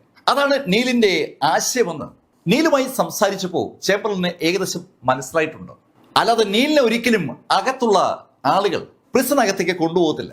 പ്രിസൺ തകർക്കാൻ സാധാരണഗതിയിൽ പറ്റത്തില്ല. പക്ഷേ ഈ നീല് വിചാരിച്ചാൽ അത് പറ്റും എന്നൊരു തോന്നലിപ്പോ ചേംബർലനുണ്ട്. നീല് തന്റെ അപ്പാർട്ട്മെന്റിലേക്ക് മടങ്ങുമ്പോൾ കാറിലേക്ക് ഡ്രൈവർ മടങ്ങിയെത്തിയതും ചേംബർലൻ കാറിൽ നിന്ന് പുറത്തിറങ്ങി. സാർ, നീ ഈ കാറുമായി ഈ പരിസരത്തുണ്ടാകണം. മിസ്റ്റർ ഗ്രീക്ക് വേണ്ടി നീ ഇവിടെ വെയിറ്റ് ചെയ്യണം. മിസ്റ്റർ ഗ്രീ എങ്ങോട്ട് പോകണമെന്ന് പറഞ്ഞാലും നീ അദ്ദേഹത്തെ കൊണ്ടുപോകണം. ഞാൻ ഹോട്ടലിലേക്ക് അല്ലാതെ പോയിക്കൊള്ളാം. ഡോക്ടർ ചേംബർലൻ അങ്ങനെ പറഞ്ഞിട്ട് മുന്നോട്ട് നടന്ന് ഒരു ടാക്സിക്ക് കൈ കാണിക്കുകയും ചെയ്തു. ഒരു മേബാക്ക് ലിമോസിൻ അവിടെ ഉപേക്ഷിച്ചിട്ട് നടന്നു പോകുന്ന ഡോക്ടർ ചേംബർലനെയും യൂണിവേഴ്സിറ്റിക്കുള്ളിലേക്ക് നടക്കുന്ന ആ നീൽഗിരിയും മാറി മാറി ആ ഡ്രൈവർ അറിയാതെ നോക്കി പോവുകയാണ്. അകത്തേക്ക് നടക്കുന്ന ആ ചെറുപ്പക്കാരന് വേണ്ടി ആ ലിമോസിൻ കാർ അവിടെ ഇട്ടിരിക്കാനാണ് ഡോക്ടർ ചേംബർലൻ ആവശ്യപ്പെടുന്നത്. ഡോക്ടർ ചേംബർലനുമായി എത്രയോ വർഷങ്ങളായി ചേർന്ന് പ്രവർത്തിക്കുന്ന കക്ഷിയാണ് ആ ഡ്രൈവർ. ചേംബർലന്റെ ഒരു ബോഡി ഗാർഡ് കൂടിയാണ് അദ്ദേഹം. അതുകൊണ്ട് തന്നെ ചേംബർലൻ ഒരു കാര്യം പറയുമ്പോൾ അതിന്റെ അർത്ഥം അവന് മനസ്സിലാവും. ചേംബർലൻ വളരെ ബഹുമാനത്തോടു കൂടിയാണ് ആ മനുഷ്യനെ സംബോധന ചെയ്യുന്നത്. മിസ്റ്റർ ഗ്രീ, മിസ്റ്റർ ഗ്രീ എന്നാണ് സംബോധന. ആ സംബോധന കേൾക്കുന്ന ഏതൊരാൾക്കും ആ സംബോധനയുടെ പിന്നിലുള്ള ബഹുമാനം മനസ്സിലാവും. അങ്ങനെ പല കാര്യങ്ങളും ആ ഡ്രൈവറുടെ മനസ്സിലേക്ക് കടന്നു വരുമ്പോഴേക്കും നീലിന്റെ ബോഡി അങ്ങ് അപ്രത്യക്ഷമായി. നീല് കോളേജിന്റെ ആ ടീച്ചേഴ്സ് ബിൽഡിങ്ങിന്റെ ഭാഗത്തേക്ക് മാറിക്കഴിഞ്ഞു. തന്റെ മുറിയിലേക്ക് മടങ്ങിയെത്തിയ നീല് ആ ഗോസ്റ്റ് പ്രസനകത്തുള്ള അവന്റെ അച്ഛനെയും അമ്മയെ കുറിച്ച് ആലോചിക്കുകയാണ്. എത്രയോ കാലങ്ങൾക്ക് ശേഷം അവന്റെ അച്ഛനും അമ്മയും കാണാൻ പോവുകയാണ്. ഗോസ്റ്റ് പ്രസനകത്തുള്ള അച്ഛനും അമ്മയും എന്ത് വില കൊടുത്തും താൻ രക്ഷിക്കും. അത് നീല് തീരുമാനിച്ചുറച്ചിരിക്കുകയാണ്. നീല് ആ ഗോസ്റ്റ് പ്രസനെ കുറിച്ചും അച്ഛനെയും അമ്മയെ കുറിച്ചൊക്കെ ആലോചിക്കുമ്പോൾ മറ്റൊരു സ്ഥലത്ത് വേറൊരു രംഗം അരങ്ങേറുകയാണ്. അത് അരങ്ങേറുന്നത് സാക്ഷാൽ ഷെങ് രഞ്ജുവിന്റെ ഓഫീസിലാണ്. ക്യാപിറ്റലിലെ മാർഷൽ ആർട്സ് ഡിപ്പാർട്ട്മെന്റിന്റെ തലവനായ ഷെങ് രഞ്ജുവിന്റെ മുന്നിൽ ഒരാള് ഒരു വാർത്ത റിപ്പോർട്ട് ചെയ്തിരിക്കുകയാണ്. അയാൾ കൊണ്ടുവന്നിരിക്കുന്നത് ഏതാനും ഫോട്ടോസാണ്. സർ, ഇത് ഇന്നലെ എയർപോർട്ടിൽ നിന്നെടുത്ത പിക്ചേഴ്സാണ്. ആ പിക്ചറിൽ ഒരു തൊപ്പി മുന്നോട്ട് ചാച്ചു വെച്ചിരിക്കുന്ന ഒരു ചെറുപ്പക്കാരനെ കാണാം. ആ ചെറുപ്പക്കാരൻ ഒരു ഭാഗത്തേക്ക് തിരിയുമ്പോൾ കിട്ടിയിരിക്കുന്ന ഫോട്ടോ അത് ആരാണെന്ന് വ്യക്തമാക്കുന്നുണ്ട്. അത് സാക്ഷാൽ നീൽഗിരിയാണ്. ആ ഫോട്ടോയിലേക്ക് നോക്കിയ ഷെൻ രഞ്ജുവിന്റെ മുഖത്ത് ഒരു പുഞ്ചിരി വിരിഞ്ഞു. അത് ശരി, നീ എന്റെ തട്ടകത്തിലേക്ക് വന്നിറങ്ങിയോ? കൊള്ളാം, അതെന്തായാലും നന്നായി. ഷെങ് രഞ്ജു കാത്തിരുന്ന ആ അവസരം ഇതാ അയാൾ അടുത്തേക്ക് എത്തിയിരിക്കുകയാണ്. അങ്ങ് ജിയാങ്നൻ പ്രൊവിൻസിൽ ഉണ്ടായിരുന്ന നീലിനെ അപകടപ്പെടുത്താനും കൊലപ്പെടുത്താനുമായി അയാൾ പല തവണ ആളുകളെ വിട്ടതാണ്. അവരെല്ലാം നീലിന് മുന്നിൽ പരാജയപ്പെടുകയോ കൊല്ലപ്പെടുകയോ ചെയ്തു. ജിയാങ്നൻ പ്രൊവിൻസ് പോലുള്ള ഒരു ചെറിയ സ്റ്റേറ്റിൽ പോയി അവിടെ ഉള്ള ചെറിയ മാർഷൽ ആർട്ടിസ്റ്റിനെ മാർഷൽ ആർട്സ് ഡിപ്പാർട്ട്മെന്റിന്റെ തലവൻ നേരിടുക എന്ന് പറഞ്ഞാൽ അത് മോശമാണ്. പക്ഷെ ക്യാപിറ്റലിൽ അയാൾക്ക് അത് എളുപ്പം പറ്റും. നേരിട്ട് അയാൾ ഇടപെടാൻ പാടില്ല എന്ന് അയാൾക്ക് ഒരു വാണിംഗ് ഉണ്ട്. ഒരു പ്രായമുള്ള മനുഷ്യനാണ് ആ വാണിംഗ് നൽകിയിരിക്കുന്നത്. ആ പ്രായമുള്ള മനുഷ്യനും ഗവൺമെന്റും തമ്മിലുള്ള ബന്ധത്തെക്കുറിച്ച് നല്ല ധാരണയുള്ള അയാൾക്ക് അതുകൊണ്ട് തന്നെ നേരിട്ട് നീലിനെ നേരിടാൻ ഒരു താല്പര്യക്കുറവുണ്ട്. പക്ഷെ ക്യാപിറ്റലാണ്, ഏത് ശൈലിയിൽ വേണമെങ്കിലും നീലിനെ അവസാനിപ്പിക്കാം. വണ്ടി ഇടിച്ചോ വെടിവെച്ചോ എങ്ങനെ വേണമെങ്കിലും നീലിനെ കൊല്ലാം. നീല് എവിടെയുണ്ടെന്ന് അറിഞ്ഞാൽ മാത്രം മതി. ആ ഒരു ധാരണ മനസ്സിലേക്ക് വന്നതും ഷെങ് രഞ്ജു ആ ഫോട്ടോ കാണിച്ച ആളോട് പറഞ്ഞു, ഓക്കെ, നീ ഇപ്പൊ തന്നെ അവനെ കണ്ടുപിടിക്കാനുള്ള പരിപാടി നോക്ക്. അവൻ എവിടെ ഉണ്ടെന്ന് കണ്ടാൽ അപ്പൊ തന്നെ എനിക്ക് റിപ്പോർട്ട് ചെയ്യണം. അവൻ എവിടെയാണ് താമസിക്കുന്നതെന്ന് കണ്ടെത്തിയാൽ ഉടൻ ആ വിവരം എനിക്ക് റിപ്പോർട്ട് ചെയ്യണം. Martial arts department Sheng Ranju വിചാരിക്കുന്ന കാര്യങ്ങൾ നടപ്പിലാക്കാനുള്ള അയാളുടെ ഒരു പ്രൈവറ്റ് പ്രോപ്പർട്ടി പോലെ അയാൾ മാറ്റിയിട്ടുണ്ട്. ആക്ച്വലി അയാൾ ഗവൺമെന്റ് ഡിപ്പാർട്ട്മെന്റിന്റെ തലപ്പത്തിരിക്കുന്ന ആളാണ്. പക്ഷേ അവിടെ നടക്കുന്നതൊക്കെ അയാളുടെ ഇഷ്ടങ്ങൾ മാത്രമാണ്. ഷെങ് രഞ്ജു പറയുന്ന കാര്യമേ മാർഷൽ ആർട്സ് ഡിപ്പാർട്ട്മെന്റ് ഈ ഹക്സിയിൽ നടപ്പിലാക്കും. അത് ഷെങ് രഞ്ജു ഉറപ്പാക്കിയിട്ടുള്ള കാര്യമാണ്. ഷെങ് രഞ്ജുവിന് ഈ ക്യാപിറ്റലിൽ ഒരുപാട് ബന്ധങ്ങളും ഒരുപാട് സംഘടനകളുമായി ടൈപ്പും ഉണ്ട്. എല്ലാ മാർഷൽ ആർട്സ് സംഘടനകളും ഈ ഡിപ്പാർട്ട്മെന്റുമായി കണക്ട് ചെയ്ത് നിൽക്കുന്നതുകൊണ്ട് അവരെല്ലാവരും ഷെങ് രഞ്ജു പറഞ്ഞാൽ എന്ത് ചെയ്യാൻ തയ്യാറായി നിൽക്കുന്നവരാണ്. ഈ സംഭവ വികാസങ്ങളൊന്നും യഥാർത്ഥത്തിൽ നീല അറിയുന്നില്ല. നീല് ആ ഗോസ്റ്റ് പ്രിസനകത്തുള്ള അച്ഛനെയും അമ്മയെ ആലോചിച്ചു അങ്ങനെ അവിടെ കസേരയിൽ ചാരി ഇരിക്കുമ്പോഴാണ് വാതിൽ മുട്ടുന്ന ശബ്ദം കേട്ടത്. വാതിൽ തുറന്ന് നീലി കാണുന്നത് സുന്ദരമായി അണിഞ്ഞൊരുങ്ങി എത്തിയിരിക്കുന്ന സക്ഷൽ വി എങ്ങനെയാണ്. വി എങ് നീലിനെ കണ്ടതും നീലിനോട് ചോദിച്ചു, മിസ്റ്റർ ഗ്രീ, ഞാനൊരു കാര്യം പറഞ്ഞാൽ സമ്മതിക്കൂ? അവളൊരു പ്രത്യേക തരത്തിലാണ് ആ ചോദ്യം ചോദിച്ചത്. നീല് ഒന്നും മിണ്ടാതെ അവളെ നോക്കിയതും അവള് നീലിന്റെ മുഖത്തിന് ആകാംക്ഷയോട് നോക്കുന്നതാണ് നീല് കണ്ടത്. നീൽ അവളോട് പറഞ്ഞു, ഓക്കെ, നീ ചോദിക്കും. മിസ്റ്റർ ഗ്രീ, ഞങ്ങള് അധ്യാപകരെല്ലാം കൂടെ ചേർന്ന് പുതുതായി ഈ കോളേജിൽ ജോയിൻ ചെയ്ത പ്രൊഫസർ മിസ്റ്റർ നീൽ ഗ്രീക്ക് ഒരു പാർട്ടി നൽകാൻ ആഗ്രഹിക്കുകയാണ്. ദയവായി അതിലൊന്ന് പങ്കെടുക്കണം. ഇതുപോലുള്ള ഗെറ്റ് ടുഗദർ പരിപാടികളിലൊന്നും ഒരു കാരണവശാലും ചെല്ലാൻ ആഗ്രഹിക്കാത്ത ആളാണ് നീൽ ഗ്രീ. പക്ഷേ ബി എങ് ആ ചോദ്യം ചോദിച്ചപ്പോ നീലിന്റെ മനസ്സിൽ പെട്ടെന്നൊരു ആശയം ഉണ്ടായി. ഈ കോളേജിലുള്ള ഏതോ ഒരു വനിതാ സ്റ്റാഫാണ് നേരത്തെ ചേംബർലിനോട് ആ ഫോണിൽ സംസാരിച്ചത്. ആ വനിതാ സ്റ്റാഫ് ആരെന്നറിയണമെങ്കിൽ ഇവിടെയുള്ള സ്റ്റാഫുകളുമായി നീല് സംസാരിക്കണം. എന്നാൽ കുറച്ചാളുകൾ ഇപ്പോ തനിക്ക് പാർട്ടി നൽകാനായി റെഡിയായി നിൽപ്പുണ്ട്. അതിൽ ആരെങ്കിലും ആണോ ആ വനിത? അതറിഞ്ഞാൽ കാര്യങ്ങൾ പിന്നീട് എളുപ്പമായി. അങ്ങനെ തോന്നിയതും നീല് വി എങ്ങിനോട് പറഞ്ഞു, ഓക്കെ, ഞാൻ കൂടെ വരാം. അവൾ തീരെ പ്രതീക്ഷിക്കാത്ത ഒരു ഉത്തരമാണ് യഥാർത്ഥത്തിൽ നീലിപ്പം നൽകിയത്. നീലിനെ പരിചയപ്പെട്ട നിമിഷം മുതൽ നീല് കുറച്ച് കടപിടുത്തക്കാരനാണെന്നുള്ള തോന്നൽ അവൾക്ക് തോന്നിയിരുന്നു. പക്ഷേ അവളിതാ ഒരു ചെറിയ റിക്വസ്റ്റ് വെച്ചപ്പോ അവളോട് നീല് കൂടെ ചെല്ലാമെന്ന് പറയുകയാണ്. യഥാർത്ഥത്തിൽ വി എങ് ആ കോളേജിലെ എല്ലാവരും അറിയുന്ന സുന്ദരിയാണ്. കോളേജിൽ ഒരുപാട് സ്റ്റുഡൻസ് പഠിക്കുന്നുണ്ട്, ഒരുപാട് അധ്യാപകരുമുണ്ട്. സ്റ്റുഡൻസിന്റെ ഇടയിലും അധ്യാപകരുടെ ഇടയിലും ഒരുപാട് സുന്ദരികളുണ്ട്. ആ സുന്ദരിമാരിൽ എല്ലാവരും നോക്കി നിന്നു പോകുന്ന ഒരു സുന്ദരി ഈ വി എങ് ആണ്. അതുകൊണ്ട് തന്നെ വി എങ്ങിനെ കമ്പനി അടിക്കാനും വി എങ്ങുമായി കറങ്ങി നടക്കാനും ആഗ്രഹിക്കുന്ന ഒരുപാട് ലെക്ചേഴ്സും സ്റ്റുഡൻസും അവിടെ ഉണ്ട്. അവരെല്ലാവരും വി എങ്ങിന്റെ അടുത്തേക്ക് വരും. പക്ഷേ അവളുടെ ഒരു തണുത്ത സമീപനം അവളിൽ നിന്ന് അങ്ങ് അകറ്റും. അവൾ ആരെയും എന്റർടൈൻ ചെയ്തില്ല. അതേ വി എങ് ആണ് ഇത് മുൻകൈ എടുത്ത് നീൽ ഗ്രീയെ ഒരു പാർട്ടിക്ക് വിളിക്കുന്നത്. അവള് നീലിനോട് ചോദിച്ചു, മിസ്റ്റർ ഗ്രീ, പാർട്ടിക്ക് വേണ്ടി ഡ്രസ്സ്? ഇത് മതി, ഒരു സാധാരണ പാൻസും ഒരു സാധാരണ ഷർട്ടും, അതാണ് നീലിന്റെ വേഷം. നീല് അങ്ങനെ പറഞ്ഞതിന് ശേഷം മുറി പൂട്ടി അവൾക്കൊപ്പം പുറത്തിറങ്ങി. അവര് താഴെ കോളേജ് ഗേറ്റിൽ എത്തുമ്പോൾ അവരെ കാത്ത് കുറച്ച് ആളുകൾ നിൽപ്പുണ്ട്. 4 പുരുഷ അധ്യാപകരും 4 ലേഡി ടീച്ചേഴ്സും. അവരെല്ലാരും നീലിനെ കൗതുകത്തോട് നോക്കുകയാണ്. ആ പുരുഷന്മാർക്ക് ഒരു അസ്വസ്ഥതയുണ്ട്. ബി എങ്ങിനെ അവരിൽ പലരും പലപ്പോഴും ഇതുപോലുള്ള പാർട്ടികൾക്ക് ക്ഷണിച്ചിട്ടുള്ളതാണ്. അന്നെല്ലാം അവൾ ആ പാർട്ടിയിൽ നിന്ന് ഒഴിഞ്ഞു മാറിയിട്ടേ ഉള്ളൂ. അതേ അവള് അവിടേക്ക് ആ ചെറുപ്പക്കാരനൊപ്പം നടന്നു വരികയാണ്. ആ ചെറുപ്പക്കാരൻ കോളേജിലേക്ക് വന്നിട്ട് ഒരു ദിവസം പോലും ആകുന്നില്ല. അതിനു മുമ്പ് വി എങ്ങുമായി ആ ചെറുപ്പക്കാരൻ കമ്പനി അടിച്ചിരിക്കുകയാണ്. ഇവനെ ശ്രദ്ധിക്കണം, പെണ്ണുങ്ങളെ കറക്കി വീഴ്ത്താൻ അവൻ എന്തോ ഒരു കഴിവുണ്ട്. അങ്ങനെ ഒരു തോന്നലാണ് ആ ചെറുപ്പക്കാർക്കുള്ളത്. അതേ സമയത്ത് ആ ലേഡീസൊക്കെ കൗതുകത്തോടെ നീലിനെ നോക്കുകയാണ്. നീല് അവരെ അടുത്തെത്തിയതും ഏകദേശം ഒരു 35 വയസ്സൊക്കെ പ്രായമുള്ള ഒരു ലേഡി വി എങ്ങിനോട് ചോദിച്ചു, ഹേയ് വി എങ്, ദേഹത്തെ കണ്ടാൽ എന്റെ സ്റ്റുഡന്റിനെ പോലെ ഉണ്ടല്ലോ. അവരുടെ സ്റ്റുഡന്റും നീലും ഒക്കെ ഏതാണ്ട് ഒരേ പ്രായത്തിലുള്ളവരാണെന്നാണ് അവർ സൂചിപ്പിക്കുന്നത്. അത് കേട്ടതും വി എങ് പറഞ്ഞു, ഹേയ്, എന്റെ മുറിയുടെ നേരെ ഓപ്പോസിറ്റ് ആണ് മിസ്റ്റർ ഗ്രീ താമസിക്കുന്നത്. പ്രിൻസിപ്പളാണ് ആ മുറി അറേഞ്ച് ചെയ്തത്. പ്രിൻസിപ്പൽ അവിടെ എത്തുന്ന പ്രൊഫസറെ കുറിച്ച് ഒരുപാട് പുകഴ്ത്തി സ്റ്റാഫ് റൂമിൽ സംസാരിച്ചത് എല്ലാ അധ്യാപകർക്കും ഓർമ്മയുള്ള കാര്യമാണ്. വരുന്ന ആള് ഒരു ഗംഭീര സാധനമാണെന്നും എല്ലാവരും ഒരു ബഹുമാനം കൊടുക്കണമെന്നൊക്കെ പ്രിൻസിപ്പൽ എടുത്തു പറഞ്ഞിരുന്നു. ഒരു കാരണവശാലും ആ വരുന്ന ആളുമായി പിണങ്ങാൻ ഇടവരരുതെന്നുകൂടി അയാൾ പറഞ്ഞിട്ടുണ്ടായിരുന്നു. വളരെ ഹൈപ്പ് കൊടുത്ത് പ്രിൻസിപ്പൽ ഒരാളെ കുറിച്ച് അങ്ങനെ സംസാരിക്കുന്നത് ആദ്യമായിട്ടാണ്. അതിനു മുമ്പ് എത്രയോ അധ്യാപകർ വരികയും പോവുകയും ചെയ്തു. അവരാരെക്കുറിച്ച് പ്രിൻസിപ്പൽ ഈ ശൈലിയിൽ ഒരു ഡയലോഗും പറഞ്ഞിട്ടില്ല. ആദ്യമായിട്ടാണ് ഒരാളെ കുറിച്ച് പ്രിൻസിപ്പൽ അങ്ങനെ പറയുന്നത്. ഡ്രാഗൺ സോളിന്റെ മേജർ ജനറൽ നീൽഗിരി ആണ് അവിടെ പ്രൊഫസറായി വന്നിരിക്കുന്നുള്ള കാര്യം പ്രിൻസിപ്പലിന് സഹ അധ്യാപകരോട് പറയാൻ പറ്റില്ലല്ലോ. അതുകൊണ്ടാണ് അദ്ദേഹം കാര്യങ്ങൾ വളച്ചൊടിച്ചൊക്കെ പറയുന്നത്.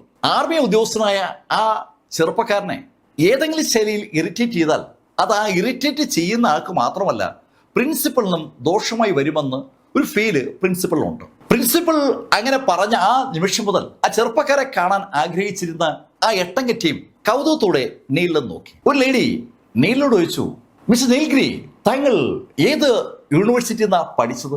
ആ ചോദ്യം നീലിന് നേരെ വന്നപ്പോ ഈ അങ്ങ് കൊടുത്ത ഡോക്യുമെന്റിനകത്തുള്ള ഒരു പേര് നീലിന്റെ മനസ്സിലേക്ക് കടന്നു വന്നു. ഞാൻ സ്റ്റാൻഫോർഡിലാണ് പഠിച്ചത്. സ്റ്റാൻഫോർഡ് എന്ന് കേട്ടതും ആ സ്ത്രീയുടെ മുഖം ശരിക്കും വിളറി. സ്റ്റാൻഫോർഡ് അവർക്ക് അപ്രാപ്യമായ ഒരു സ്ഥാപനമാണ്. ഓ, സ്റ്റാൻഫോർഡിലാണ് പഠിച്ചല്ലേ? അങ്ങനെ ഒരു പറച്ചിൽ പെട്ടെന്ന് ആ കൂട്ടത്തിൽ ഉണ്ടാവുകയും ചെയ്തു. അവരൊക്കെ ഒരു സ്റ്റെപ്പ് പുറകോട്ട് മാറി എന്ന് പറയാം. എന്തുകൊണ്ട് പ്രിൻസിപ്പൽ ആ വ്യക്തിയെ ഒരുപാട് ഹൈപ്പ് ചെയ്ത് അവതരിപ്പിച്ചു എന്നതിന്റെ ഒരു ഉത്തരം അവർക്ക് കിട്ടിയെന്ന് പറയാം. പെട്ടെന്ന് ഒരു ചെറുപ്പക്കാരൻ നീലിനോട് ചോദിച്ചു, മിസ്റ്റർ നീൽ, താങ്കളുടെ കാർ എവിടെ? എനിക്ക് കാറില്ല. കാറില്ലേ? ഏയ് നീൽ, അതിൽ വിഷമിക്കുന്നു വേണ്ട കേട്ടോ. ഒരു യൂണിവേഴ്സിറ്റി പ്രൊഫസറായിട്ട് ജോയിൻ ചെയ്യുമ്പോൾ അധികം ശമ്പളമൊന്നും കിട്ടില്ലെങ്കിലും 2 വർഷം കൃത്യമായി പണിയെടുത്താൽ ഒരു കാർ വാങ്ങാനുള്ള പണമൊക്കെ ഉണ്ടാക്കാൻ പറ്റും. ഒരു ചെറിയ കാർ എന്തായാലും വാങ്ങാൻ പറ്റും. ഇതുപോലെയുള്ളതൊക്കെ പാടായിരിക്കും. അയാളുടേത് ഒരു മെഴ്സിഡസ് ചുവപ്പ് നിറത്തുള്ള ഒരു കാറാണ്. നല്ല കാറാണ്. കൂടെയുള്ള ചെറുപ്പക്കാരുടേതൊക്കെ നല്ല കാറുകളാണ്. അവരൊക്കെ അത്യാവശ്യം പണം ഉണ്ടാക്കി കഴിഞ്ഞിരിക്കുന്ന ആളുകളാണെന്ന് വ്യക്തം. ആ ചെറുപ്പക്കാരൻ്റെ ആ ഡയലോഗ് വിയങ്ങിന് അങ്ങോട്ട് ഇഷ്ടപ്പെട്ടില്ല. വിയങ് ആ ചെറുപ്പക്കാരനോട് പറഞ്ഞു, മിസ് ഗ്രീക്ക് കാറിന്റെ ഒന്നും ആവശ്യമില്ല. പെട്ടെന്ന് തോന്നിയ ഒരു ഐഡിയയിൽ അവൾ അങ്ങനെ പറഞ്ഞാണ്. ആ വിഷയത്തെ കൂടുതൽ ചർച്ചയ്ക്ക് മുന്നോട്ട് കൊണ്ടുപോകാൻ നിൽക്കാതെ ഒരു ലേഡി ഉറക്കെ ചോദിക്കുകയാണ്, അല്ല, നമ്മൾ എവിടേക്കാ പോകാൻ പോകുന്നത്? അതിന് മറുപടി പറഞ്ഞത് ആ മെഴ്സിഡസ് കാർ ഓടിക്കുന്ന കക്ഷി തന്നെയാണ്. അയാൾ പറഞ്ഞു, ഇവിടെ ന്യൂ ഗ്രാൻഡ് ഹോട്ടൽ ഇപ്പോൾ ഓപ്പൺ ആയല്ലേ ഉള്ളൂ. അവിടെ എല്ലാ വിഭവങ്ങളും ശരിക്കും പത്രവാർത്ത പിടിച്ചു പറ്റിയതാണ്. അടിപൊളി വിഭവങ്ങളെന്നാണ് ഞാൻ അതിനെക്കുറിച്ചുള്ള റിവ്യൂ വായിച്ചത്. നമുക്ക് അവിടേക്ക് പോവാം. ന്യൂ ഗ്രാൻഡ് ഹോട്ടൽ എന്ന ആ പുതിയ ഹോട്ടലിലേക്ക് അങ്ങനെ പോകാൻ തീരുമാനമായി. ആ ലേഡീസും ജെൻസും ഒക്കെ കാറുകളിലേക്ക് കയറി. ഓരോരുത്തരും ജോഡിയായിട്ടാണ് കയറുന്നത്. ആ മെഴ്സിഡസ് ബെൻസിലേക്ക് ഒരു ലേഡി കയറാൻ പോയതും ആ മെഴ്സിഡസ് ബെൻസ് ഓടിക്കുന്ന ആ അധ്യാപകൻ ആ ലേഡി ടീച്ചറെ പുറകിലുള്ള കാറിലോട്ട് കയറാൻ പറഞ്ഞു. അങ്ങനെ പുറകിലത്തെ കാറിൽ 3 പേരായി. ബാക്കി ഉള്ളതിലേക്ക് ഈ 2 പേര്. ആ ബെൻസില് അയാൾ മാത്രമേ ഉള്ളൂ. അയാള് വിയങ്ങിനോട് പറഞ്ഞു, മിസ് വിയങ്, പ്ലീസ് കം. അയാള് നീലിനെ ക്ഷണിച്ചില്ല. ബാലൻസ് ഉള്ളത് നീലും വിയങ്ങും ആണല്ലോ. നീലിനെ അയാൾ മനഃപൂർവ്വം അവഗണിക്കുകയാണെന്ന് മനസ്സിലാക്കിയ വിയങ് ആ മെഴ്സിഡസുകാരനോട് പറഞ്ഞു, വേണ്ട, ഞങ്ങളൊരു ടാക്സി പോയിക്കൊള്ളാം. ഏയ് മിസ് വിയങ്, അങ്ങനെ പറയാതെ നിങ്ങൾ കാറിന്റെ മുൻസീറ്റിലേക്ക് ഇരിക്കൂ, മിസ് ഗ്രീ പുറകിലിരിക്കും. അതിന് മറുപടിയായി നീൽ അയാളോട് പറഞ്ഞു, ഏയ് ഞാൻ അതിൽ വരുന്നില്ല. അങ്ങനെ നീല് പറഞ്ഞതും വിയങ് നീലിന്റെ കയ്യിലെങ്ങ് പിടിച്ചു. അവള് നീലിനൊപ്പം കൈ ചേർത്ത് പിടിച്ചുകൊണ്ട് റോഡിന്റെ വശത്തേക്ക് നടന്നു തുടങ്ങി. പുറകിലത്തെ വണ്ടികളിൽ ഇരിക്കുന്ന ആളുകളൊക്കെ ആ കാഴ്ച കാണുകയാണ്. വിയങ്ങിന്റെ വിരലിലെങ്കിലും ഒന്ന് തൊടാൻ ആഗ്രഹിക്കുന്ന ആളുകളാണ് യഥാർത്ഥത്തിൽ ആ ചെറുപ്പക്കാരൊക്കെ. അവരെയൊക്കെ അമ്പരപ്പിച്ചുകൊണ്ട് അവള് തന്നെ ഇനിഷ്യേറ്റീവ് എടുത്ത് ആ പുതിയ പ്രൊഫസറെ കൈയും പിടിച്ച് നടക്കുകയാണ്. നീലും വിയങ്ങും ഏകദേശം ഒരു 4-5 സ്റ്റെപ്പ് വെച്ച് കാണുള്ളൂ. അപ്പോ അവിടേക്ക് ഒരാള് ഓടിയെത്തി. നീലിന്റെ മുന്നിലേക്ക് ഓടിയെത്തി അയാൾ നീലോട് പറഞ്ഞു, മിസ്റ്റർ ഗ്രീ, താങ്കൾക്ക് എവിടെയാണ് പോകേണ്ടത്? മിസ്റ്റർ ഗ്രീ എന്ന് അയാൾ സംബോധന ചെയ്തപ്പോ നീലിന് ആളെ മനസ്സിലായി. നേരത്തെ ചേംബർലിന്റെ കാർ ഓടിച്ചിരുന്ന കക്ഷിയാണ് ആ കഥാപാത്രം. അയാളുടെ ചോദ്യം കേട്ടതും നീല് അയാളോട് പറഞ്ഞു, ഞങ്ങൾക്ക് ന്യൂ ഗ്രാൻഡ് ഹോട്ടലിലേക്കാണ് പോകേണ്ടത്, പ്ലീസ് കം. അങ്ങനെ പറഞ്ഞ് ആ മനുഷ്യൻ നീലിനെയും വിയങ്ങിനെയും ആ മേബക് ലിമോസിന്റെ അടുത്തേക്ക് കൊണ്ടുവന്നു. മേബക് ലിമോസിൻ എന്ന ആ കൂറ്റൻ വാഹനത്തിനടുത്തേക്ക് നീലിനെ ക്ഷണിച്ചുകൊണ്ടെത്തിയ ആ ഡ്രൈവർ ബഹുമാനപൂർവ്വം ഡോർ തുറന്നു കൊടുക്കുകയാണ്. Mister Gree, please. Mister Gree അകത്തേക്ക് കയറിയതും അയാൾ വിയങ്ങിനോട് പറഞ്ഞു, മിസ് പ്ലീസ്. അങ്ങനെ പറഞ്ഞിട്ട് ഡ്രൈവറുടെ സീറ്റിനടുത്തേക്ക് നടക്കുമ്പോൾ വിയങ് ശരിക്കും സ്തംഭിച്ച് നിൽക്കുകയാണ്. എനിക്ക് കാറില്ല എന്നാണ് നീല് പറഞ്ഞത്. നീല് കാർ കൊണ്ടുവന്നിട്ടില്ല, പക്ഷേ നീലിനെ കൊണ്ടുപോകാനായി കാർ വന്നിട്ടുണ്ട്. അതും ഒരു മേബക് ലിമോസിൻ. അവിടെയുള്ള ആ ലെക്ചേഴ്സിനോ പ്രൊഫസേഴ്സിനോ സങ്കല്പിക്കാനാകാത്ത ഒരു കാർ, അതാണ് മേബാക്ക് ലിമോസിൻ. അതിനെക്കുറിച്ച് ആലോചിച്ചപ്പോഴാണ് ശരിക്കും വിയങ്ങിന്റെ കണ്ണുകൾ തള്ളിപ്പോയത്. അന്തമിട്ട് നിൽക്കുന്ന വിയങ്ങിനോടായി നീല് പറഞ്ഞു, ഹേയ് വിയങ്, അകത്ത് കയറ്. നീലും ആ വിയങ്ങും ആ മേബാക്ക് ലിമോസിനിലേക്ക് കയറുന്നത് വല്ലാത്തൊരു ഞെട്ടലോട് കൂടിയാണ് ബാക്കിയുള്ള ടീച്ചേഴ്സ് കണ്ടത്. ശരിക്കും പ്രിൻസിപ്പൽ ആ ചെറുപ്പക്കാരനെ കുറിച്ച് പറഞ്ഞ ആ നിമിഷം മുതൽ അവർക്ക് ഞെട്ടാനേ സമയമുള്ളൂ. ആ ലേഡി ടീച്ചേഴ്സും ആ ജെൻസും ഒക്കെ അതേക്കുറിച്ച് ആലോചിക്കുമ്പോഴേക്കും ലിമോസിൻ മുന്നോട്ട് നീങ്ങിക്കഴിഞ്ഞു. ലിമോസിൻ ഓടിക്കുന്ന ഡ്രൈവർ നീലിനോട് ചോദിച്ചു, മിസ്റ്റർ ഗ്രീ, നമ്മൾ എങ്ങോട്ടാ പോകേണ്ടത്? നീല് വിയങ്ങിനോട് ചോദിച്ചു, വിയങ് എവിടെയാ പോകേണ്ടത്? മിസ്റ്റർ ഗ്രീ, അങ്ങനെ ചോദിച്ചാൽ എനിക്കറിയില്ല. ഓക്കെ, നമുക്ക് ആ ന്യൂ ഗ്രാൻഡ് ഹോട്ടലിലേക്ക് പോവാം. നേരത്തെ ആ മെഴ്സിഡസുകാരൻ പറഞ്ഞ ആ പേര് നീലിന്റെ ഓർമ്മയിലുണ്ടായിരുന്നു. അങ്ങനെയാണ് ന്യൂ ഗ്രാൻഡിലേക്ക് പോകാമെന്ന് നീലി പറഞ്ഞത്. വാഹനം ന്യൂ ഗ്രാൻഡ് ലക്ഷ്യമാക്കി ആ ഡ്രൈവർ ഓടിച്ചു തുടങ്ങി. അയാൾക്ക് ഈ ക്യാപിറ്റൽ നല്ല പരിചയമുണ്ട്. ആ വാഹനം അല്പദൂരം പോകുമ്പോഴാണ് നീല് തന്റെ അടുത്തിരിക്കുന്ന വിയങ്ങിന്റെ കഴുത്തി കിടക്കുന്ന നെക്ലേസിലേക്ക് വീണ്ടും ഒന്ന് നോക്കുന്നത്. ആ നെക്ലേസിലേക്ക് നീല് വീണ്ടും നോക്കുന്ന കണ്ടതും വിയങ് നീലിനോട് ചോദിച്ചു, പ്രൊഫസർക്ക് എന്റെ ഈ നെക്ലേസ് ശരിക്കും ഇഷ്ടമായി തോന്നുന്നു. ഹേയ്, നെക്ലേസ് അല്ല, ആ നെക്ലേസില് ആ നീല രത്നമാണ് എനിക്ക് ഇഷ്ടപ്പെട്ടത്. ശരിക്കും അത് എവിടെന്നാ കിട്ടിയ? പ്രൊഫസർ, ഈ നീല രത്നമാണോ പ്രൊഫസർ ആകർഷിച്ചത്? ഇത് ശരിക്കും ഞാൻ പറഞ്ഞല്ലോ, എന്റെ അമ്മയുടെ ഒരു സുഹൃത്ത് കൊടുത്തതാണ്. അതിൽ നിന്ന് ഒരു ഭാഗം മുറിച്ചെടുത്ത അമ്മ എന്റെ ഈ നെക്ലേസിൽ വെച്ചത്.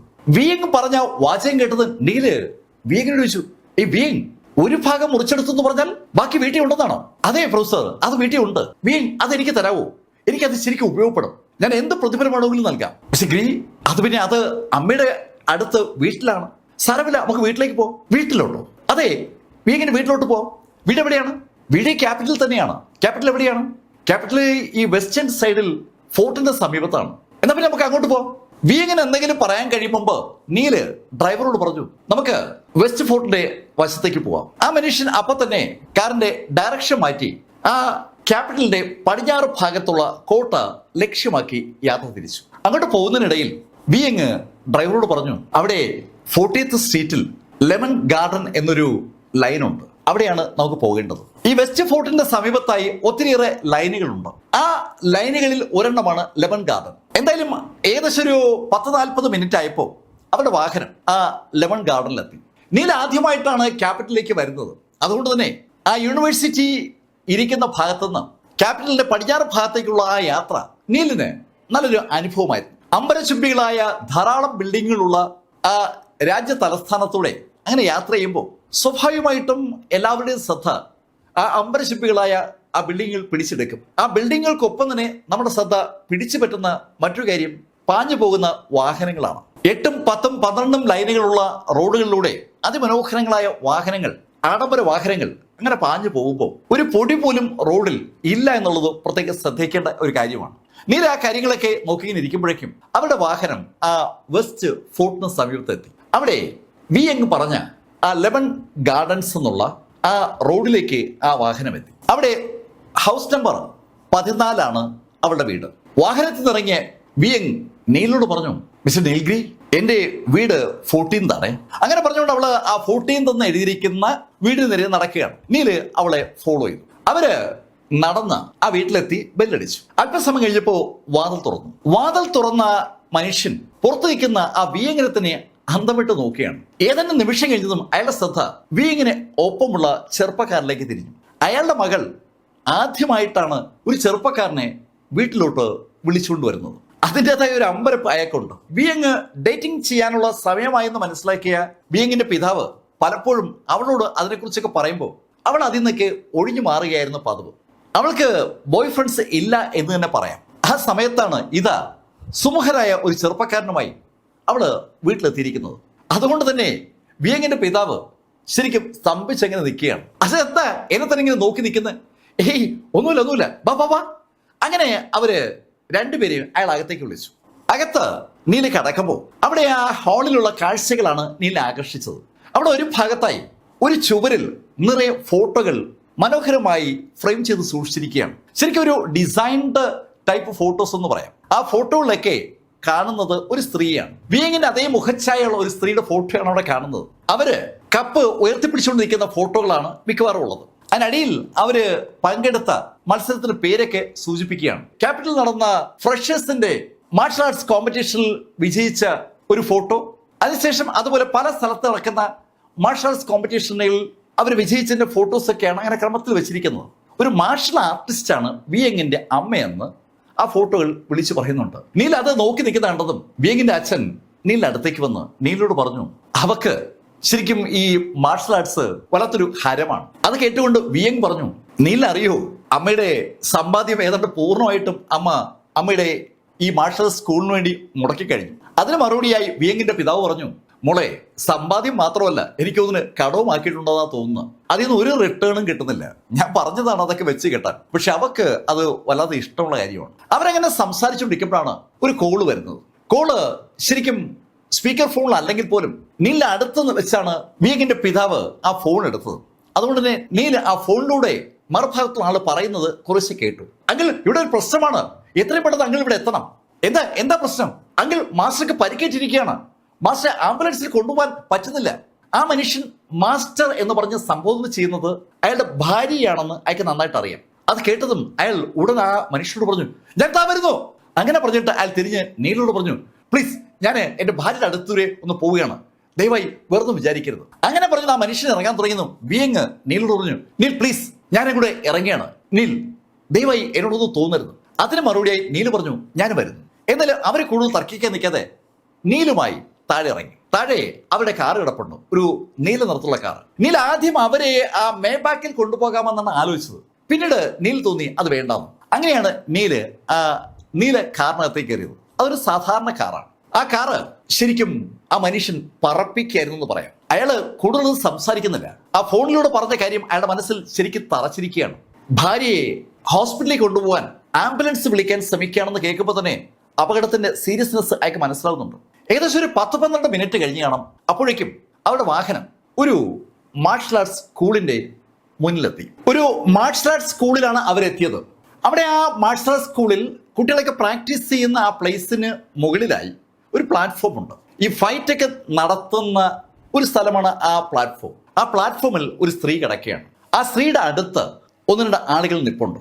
ആ സ്ത്രീയുടെ വായിലൂടെയും ദേഹത്തിന്റെ വിവിധ ഭാഗങ്ങളിലൂടെയൊക്കെ ചോര ഒലിച്ചിറങ്ങുന്നുണ്ട്. കാറിൽ നിന്നിറങ്ങിയ വിയങ്ങും അവളുടെ പിതാവും ആ കാഴ്ച കണ്ടു. അവര് ആ കാഴ്ച കണ്ടതും അതിവേഗം ആ പ്ലാറ്റ്ഫോമിന് നേരെ ഓടുകയാണ്. ഈ സമയത്ത് ആ പ്ലാറ്റ്ഫോമിന്റെ താഴെ ഒരാള് 2 കൈകളും പൊറുൾ കെട്ടി അങ്ങനെ നിൽക്കുകയാണ്. അയാളൊരു വല്ലാത്ത കൗതുകത്തോടെ ആ പ്ലാറ്റ്ഫോമിലേക്ക് ഓടിക്കേറുന്ന വിയങ്ങിനെയും വിയങ്ങിന്റെ പിതാവിനെയും നോക്കുകയാണ്.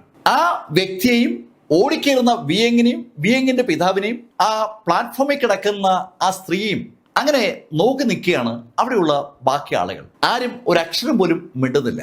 വിയങ് ഓടി ആ പ്ലാറ്റ്ഫോമിൽ കിടക്കുന്ന സ്ത്രീയുടെ അടുത്തെത്തി അവരെ കുലുക്കി വിളിച്ചു തുടങ്ങി. അമ്മ.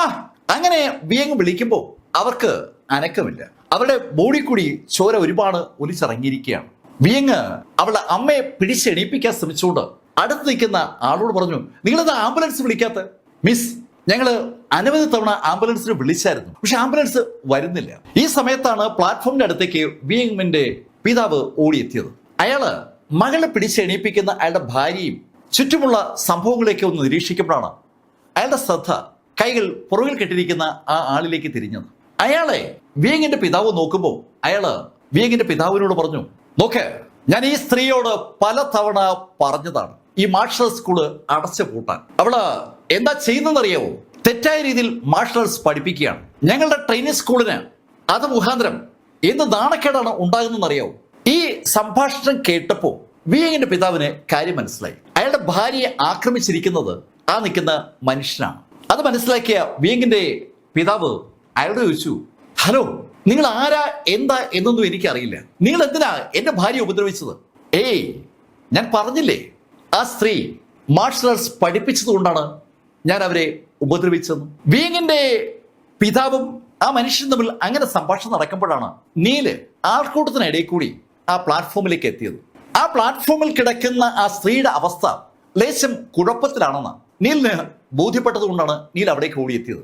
ആ സ്ത്രീയുടെ അടുത്തേക്ക് കുനിഞ്ഞ നീല് വിയങ്ങിനോടും മറ്റുള്ളവരോടും പറഞ്ഞു, നിങ്ങളത് മാറി. നീല് യൂണിവേഴ്സിറ്റിയിലെ പ്രൊഫസർ ആണെന്നുള്ള കാര്യം വിയങ്ങിന് അറിയാം. വെറും ഒരു യൂണിവേഴ്സിറ്റി പ്രൊഫസറായ വിയങ് അവളുടെ അമ്മ ഇങ്ങനെ നോക്കുന്നത് കണ്ടപ്പോൾ വി ഇങ്ങനെ വല്ലാത്തൊരു അതിശയം. അവളുടെ അതിശയം പെട്ടെന്ന് വർദ്ധിച്ചു.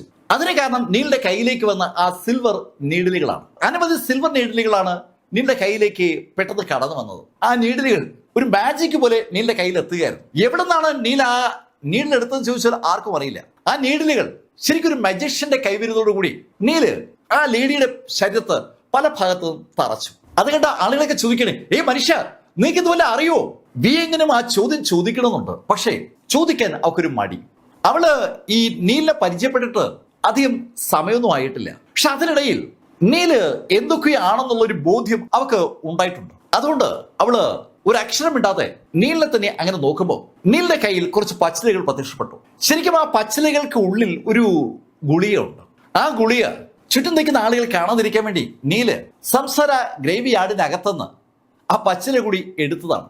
ആ പച്ചിലയിൽ പൊതിഞ്ഞ് നീല് ആ ഗുളിക അവിടെ വായിലേക്ക് വെച്ചിട്ട് പച്ചില ഒന്ന് പിഴിഞ്ഞു. ശരിക്കും പച്ചില പിഴിയുമ്പോൾ യഥാർത്ഥത്തിൽ ആ ഗുളിക ആ സ്ത്രീയുടെ വായിലേക്ക് അങ്ങ് കടക്കുകയാണ്. അതാരും കണ്ടില്ല എന്നതാണ് സത്യം. ആ ഗുളിക അവരുടെ വായിലേക്ക് ഇങ്ങനെ കടക്കുമ്പോഴേക്കും അവരുടെ ബോഡിയിൽ നിന്ന് പുറത്തേക്ക് ഒഴുകിക്കൊണ്ടിരുന്ന രക്തഓട്ടം ഏതാണ്ട് പൂർണ്ണമായി നിലച്ചു കഴിഞ്ഞു. അക്യുപങ്ചർ പോയിന്റുകളിൽ ആ അക്യുപങ്ചർ സൂചികൾ തറപ്പിച്ച നീല് ആദ്യം എൻഷുർ ചെയ്തത് ആ രക്തഓട്ടം നിലപ്പിക്കുന്ന കാര്യമാണ്.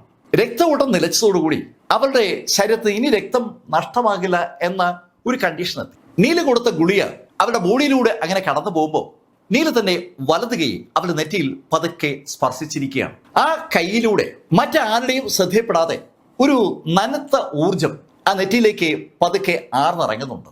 നെറ്റിയിലൂടെ ആ ഊർജം ആ എൻറ്റയർ ബോഡിയിലേക്ക് അങ്ങനെ വ്യാപിക്കുകയാണ്. ആ സ്ത്രീയുടെ ബോഡിയിൽ അടിയേറ്റ് ക്ഷതമുണ്ടായി കട്ടിപിടിച്ചിരിക്കുന്ന ഭാഗങ്ങളിലൂടെ ആ ഊർജം അങ്ങനെ കടന്നു പോകുമ്പോൾ ആ കട്ടിപിടിച്ച ഭാഗങ്ങൾ പതുക്കെ പതുക്കെ നോർമലൈസ് ചെയ്യപ്പെടുകയാണ്. അവരുടെ കയ്യിലും കാലിലും വയറിലും ഒക്കെ ക്ഷതമേറ്റിട്ടുണ്ടായിരുന്നു. ആ ഭാഗത്തൂടിയൊക്കെ ആ ഊർജം ഇങ്ങനെ കടന്നു പോകുമ്പോൾ അവിടേക്കുള്ള ആ ക്ഷതങ്ങൾ എങ്ങനെ മാറുന്നതിനിടയിൽ ആ ഗുളിക അവരുടെ വയറിനകത്ത് ഒരു ഊർജ വിസ്ഫോടനം ഉണ്ടാക്കി കഴിഞ്ഞു. ആ ഊർജം അവരുടെ ശരീരം മുഴുവൻ അങ്ങനെ വ്യാപിക്കുകയാണ്. ഏതാനും മിനിറ്റ് കഴിഞ്ഞതും ആ സ്ത്രീ ഒന്ന് ചുമച്ചു എന്ന് മാത്രമല്ല, ചുമച്ചുകൊണ്ട് അവർ എണീറ്റിരിക്കുകയും ചെയ്തു. ഹോസ്പിറ്റലിലേക്ക് പോലും കൊണ്ടുപോകാൻ കഴിയില്ല എന്ന് ആളുകൾ ധരിച്ചിരുന്ന ആ സ്ത്രീ ഇതാ എണീറ്റിരിക്കുകയാണ്. വിയങ്ങിന്റെ പിതാവിനും ആ കാഴ്ച ഉണ്ടാക്കിയ ഞെട്ടല് പറഞ്ഞറിയിക്കാൻ പറ്റില്ല. അതിനേക്കാൾ ഏറെ ഞെട്ടിയിരിക്കുന്നത് ആ സ്ത്രീയോട് ഏറ്റുമുട്ടിയ ആ വ്യക്തിയാണ്. ആ സ്ത്രീ അവിടെ കിടന്ന് മരിക്കണം എന്ന് കരുതിയിട്ടാണ് അവിടേക്കുള്ള ആംബുലൻസ് ഒക്കെ അയാൾ തടസ്സപ്പെടുത്തിയത്. ഇപ്പൊ ഇതാ ആംബുലൻസിന്റെ സഹായമില്ലാതെ ഒരാള് ആ സ്ത്രീയെ രക്ഷിച്ചിരിക്കുകയാണ്. ഈവൻ വല്ല മിറാക്കിൾ ഡോക്ടറുമാണോ? അങ്ങനെയൊക്കെയുള്ള ഡോക്ടേഴ്സ് പല സ്ഥലത്തും ഉണ്ട്. അത്ഭുതങ്ങൾ സൃഷ്ടിക്കുന്ന ഡോക്ടർമാർ. അത്തരത്തിലുള്ള ഡോക്ടർമാർ അന്യം നിന്ന് വരികയാണെങ്കിലും അവിടെ ഇവിടെയൊക്കെ ഉണ്ടാവും.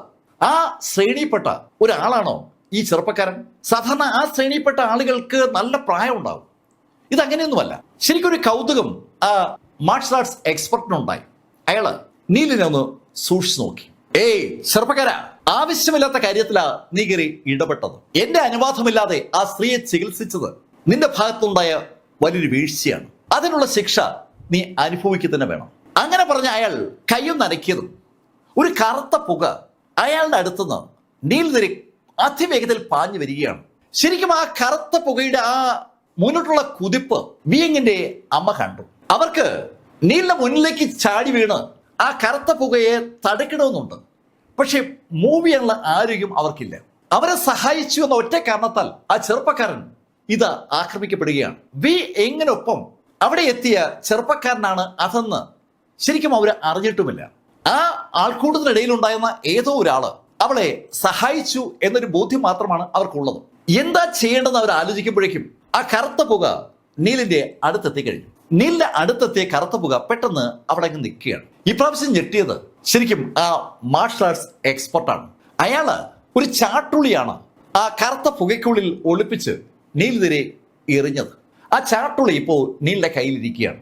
നീല് ആ ചാട്ടുള്ളി ഒന്ന് തിരിച്ചു മറിച്ചു നോക്കി. അതിനുശേഷം അയാളോട് പറഞ്ഞു, കൊള്ളാം, തന്റെ എതിരെ നിൽക്കുന്ന ചെറുപ്പക്കാരന് മാർഷൽ ആർട്സ് വഴങ്ങുമെന്ന് ഇപ്പോ ആ മാർഷൽ ആർട്സ് എക്സ്പെർട്ടിന് മനസ്സിലായി. അയാള് ഒന്ന് പുഞ്ചിരിച്ചു. കൊള്ളാം, നീ അത് പിടിച്ച സ്ഥിതിക്ക് നിന്നെ ഞാൻ അണ്ടർ എസ്റ്റിമേറ്റ് ചെയ്യുന്നില്ല. അങ്ങനെ പറഞ്ഞ അയാൾ മുന്നോട്ട് ഒന്ന് കുതിച്ചു. മുന്നോട്ട് കുതിച്ചു എന്ന് മാത്രമല്ല, മുന്നോട്ട് കുതിച്ച അയാൾ ശരിക്കും കാറ്റിന്റെ വേഗതയിൽ നീലിന്റെ മുന്നിലേക്ക് പാഞ്ഞെത്തുകയും ചെയ്തു.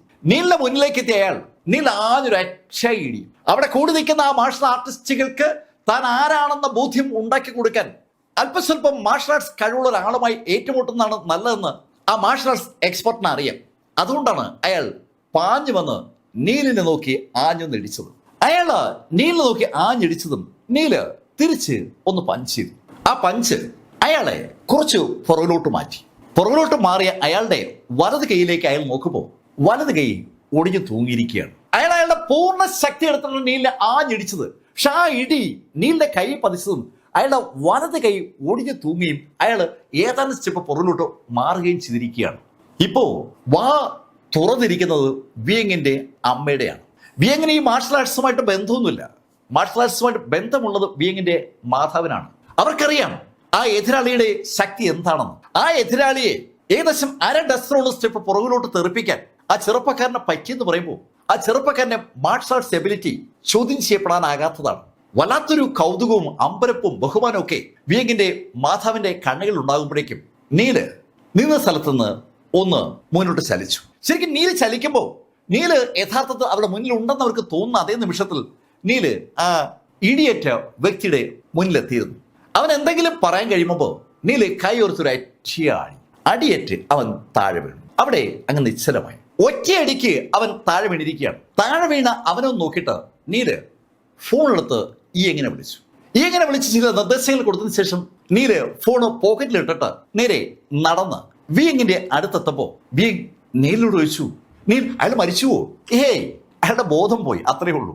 ഈ സമയത്ത് മാർഷൽ ആർട്സ് എക്സ്പെർട്ടായ വിയങ്ങിന്റെ മാതാവിന് സംഭവം മനസ്സിലായി. എതിരാളി കൊല്ലപ്പെട്ടിരിക്കുകയാണ്. അവർ ശരിക്കും അമ്പരം നിൽക്കുകയാണ്. അമ്പരം നിൽക്കുന്ന അവരോടായി വിയങ് നീലിനെ പരിചയപ്പെടുത്തി. അമ്മ, ഇത് എന്റെ കോളേജിലെ പ്രൊഫസറാണ്, മിസ്റ്റർ നീൽഗിരി.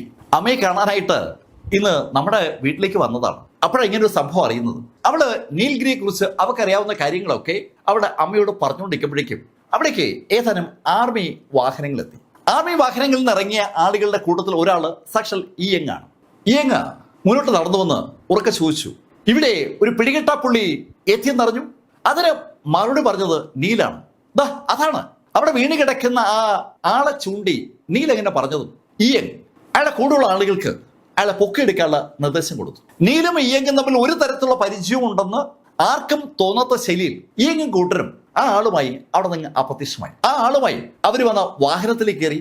വാഹനം അവിടെ നിന്ന് അപ്രത്യക്ഷമാവുകയും ചെയ്തു. നീല് വിളിക്കുമ്പോൾ യഥാർത്ഥത്തിൽ ഈ വെസ്റ്റ് ഫോർട്ടിൽ ഇയങ് ഉണ്ടായിരുന്നു. അതുകൊണ്ടാണ് അതിവേഗം ഇയങ്ങിനും കൂട്ടർക്കും അവിടെ എത്താൻ പറ്റിയത്. ആ ആർമി ഉദ്യോഗസ്ഥന് ആ ആളെ എടുത്തോണ്ട് പോകുന്ന കണ്ടതും വിയങ് ചോദിച്ചു, അല്ല ഈ ആർമിക്കാര്? വിയങ്, ആർമിക്കാര് അയാളെ തിരക്കിക്കൊണ്ടിരിക്കുമ്പോഴാണ് അയാൾ ഇവിടെ വന്ന് വീണത്. അവര് കൊണ്ടുപോയിക്കോളും, ഇനി അയാളുടെ കാര്യം അവർ നോക്കിക്കോളും. അങ്ങനെ നീല ഉഴപ്പി പറയുമ്പോൾ ശരിക്കും വിയങ്ങിന്റെ മാതാവിന് കഥ മനസ്സിലായി. തന്റെ മകള് ഒന്നും അറിയാതിരിക്കാൻ വേണ്ടി വളരെ സമർത്ഥമായി ആ ചെറുപ്പക്കാരൻ അഭിനയിക്കുകയാണ്. അവിടെ നിന്ന് വീട്ടിലേക്ക് മടങ്ങിയ അവര് ഏകദേശം ഒരു 2-3 മണിക്കൂർ കഴിഞ്ഞാണ് അവരുടെ വീട്ടിലെത്തിയത്. അതിന്റെ കാരണം വിയങ്ങിന്റെ മാതാവിന്റെയും നിർബന്ധമാണ്. വിയങ്ങിന്റെ മാതാവിനെ ഹോസ്പിറ്റലിൽ കാണിക്കണമെന്ന് വിയങ്ങിന് ഒരേ നിർബന്ധം. അവിടെ ചെന്ന ഡോക്ടേഴ്സ് പരിശോധിച്ചപ്പോൾ ഡോക്ടേഴ്സ് പറഞ്ഞു ഒരു കുഴപ്പമില്ല. അതിൽ വിശ്വാസം വരാത്ത ആ അമ്മയും മോളും സ്കാൻ ചെയ്യണമെന്ന് നിർബന്ധിച്ചപ്പോൾ ഡോക്ടേഴ്സ് അവരെ അവിടെ നിന്ന് അടിച്ച് പുറത്താക്കിയെന്നാണ് സത്യം. നീല് വിയങ്ങിന്റെ മാതാവിനെ കാണുമ്പോൾ അവർ ശരിക്കും ഗുരുതര അവസ്ഥയിലായിരുന്നു.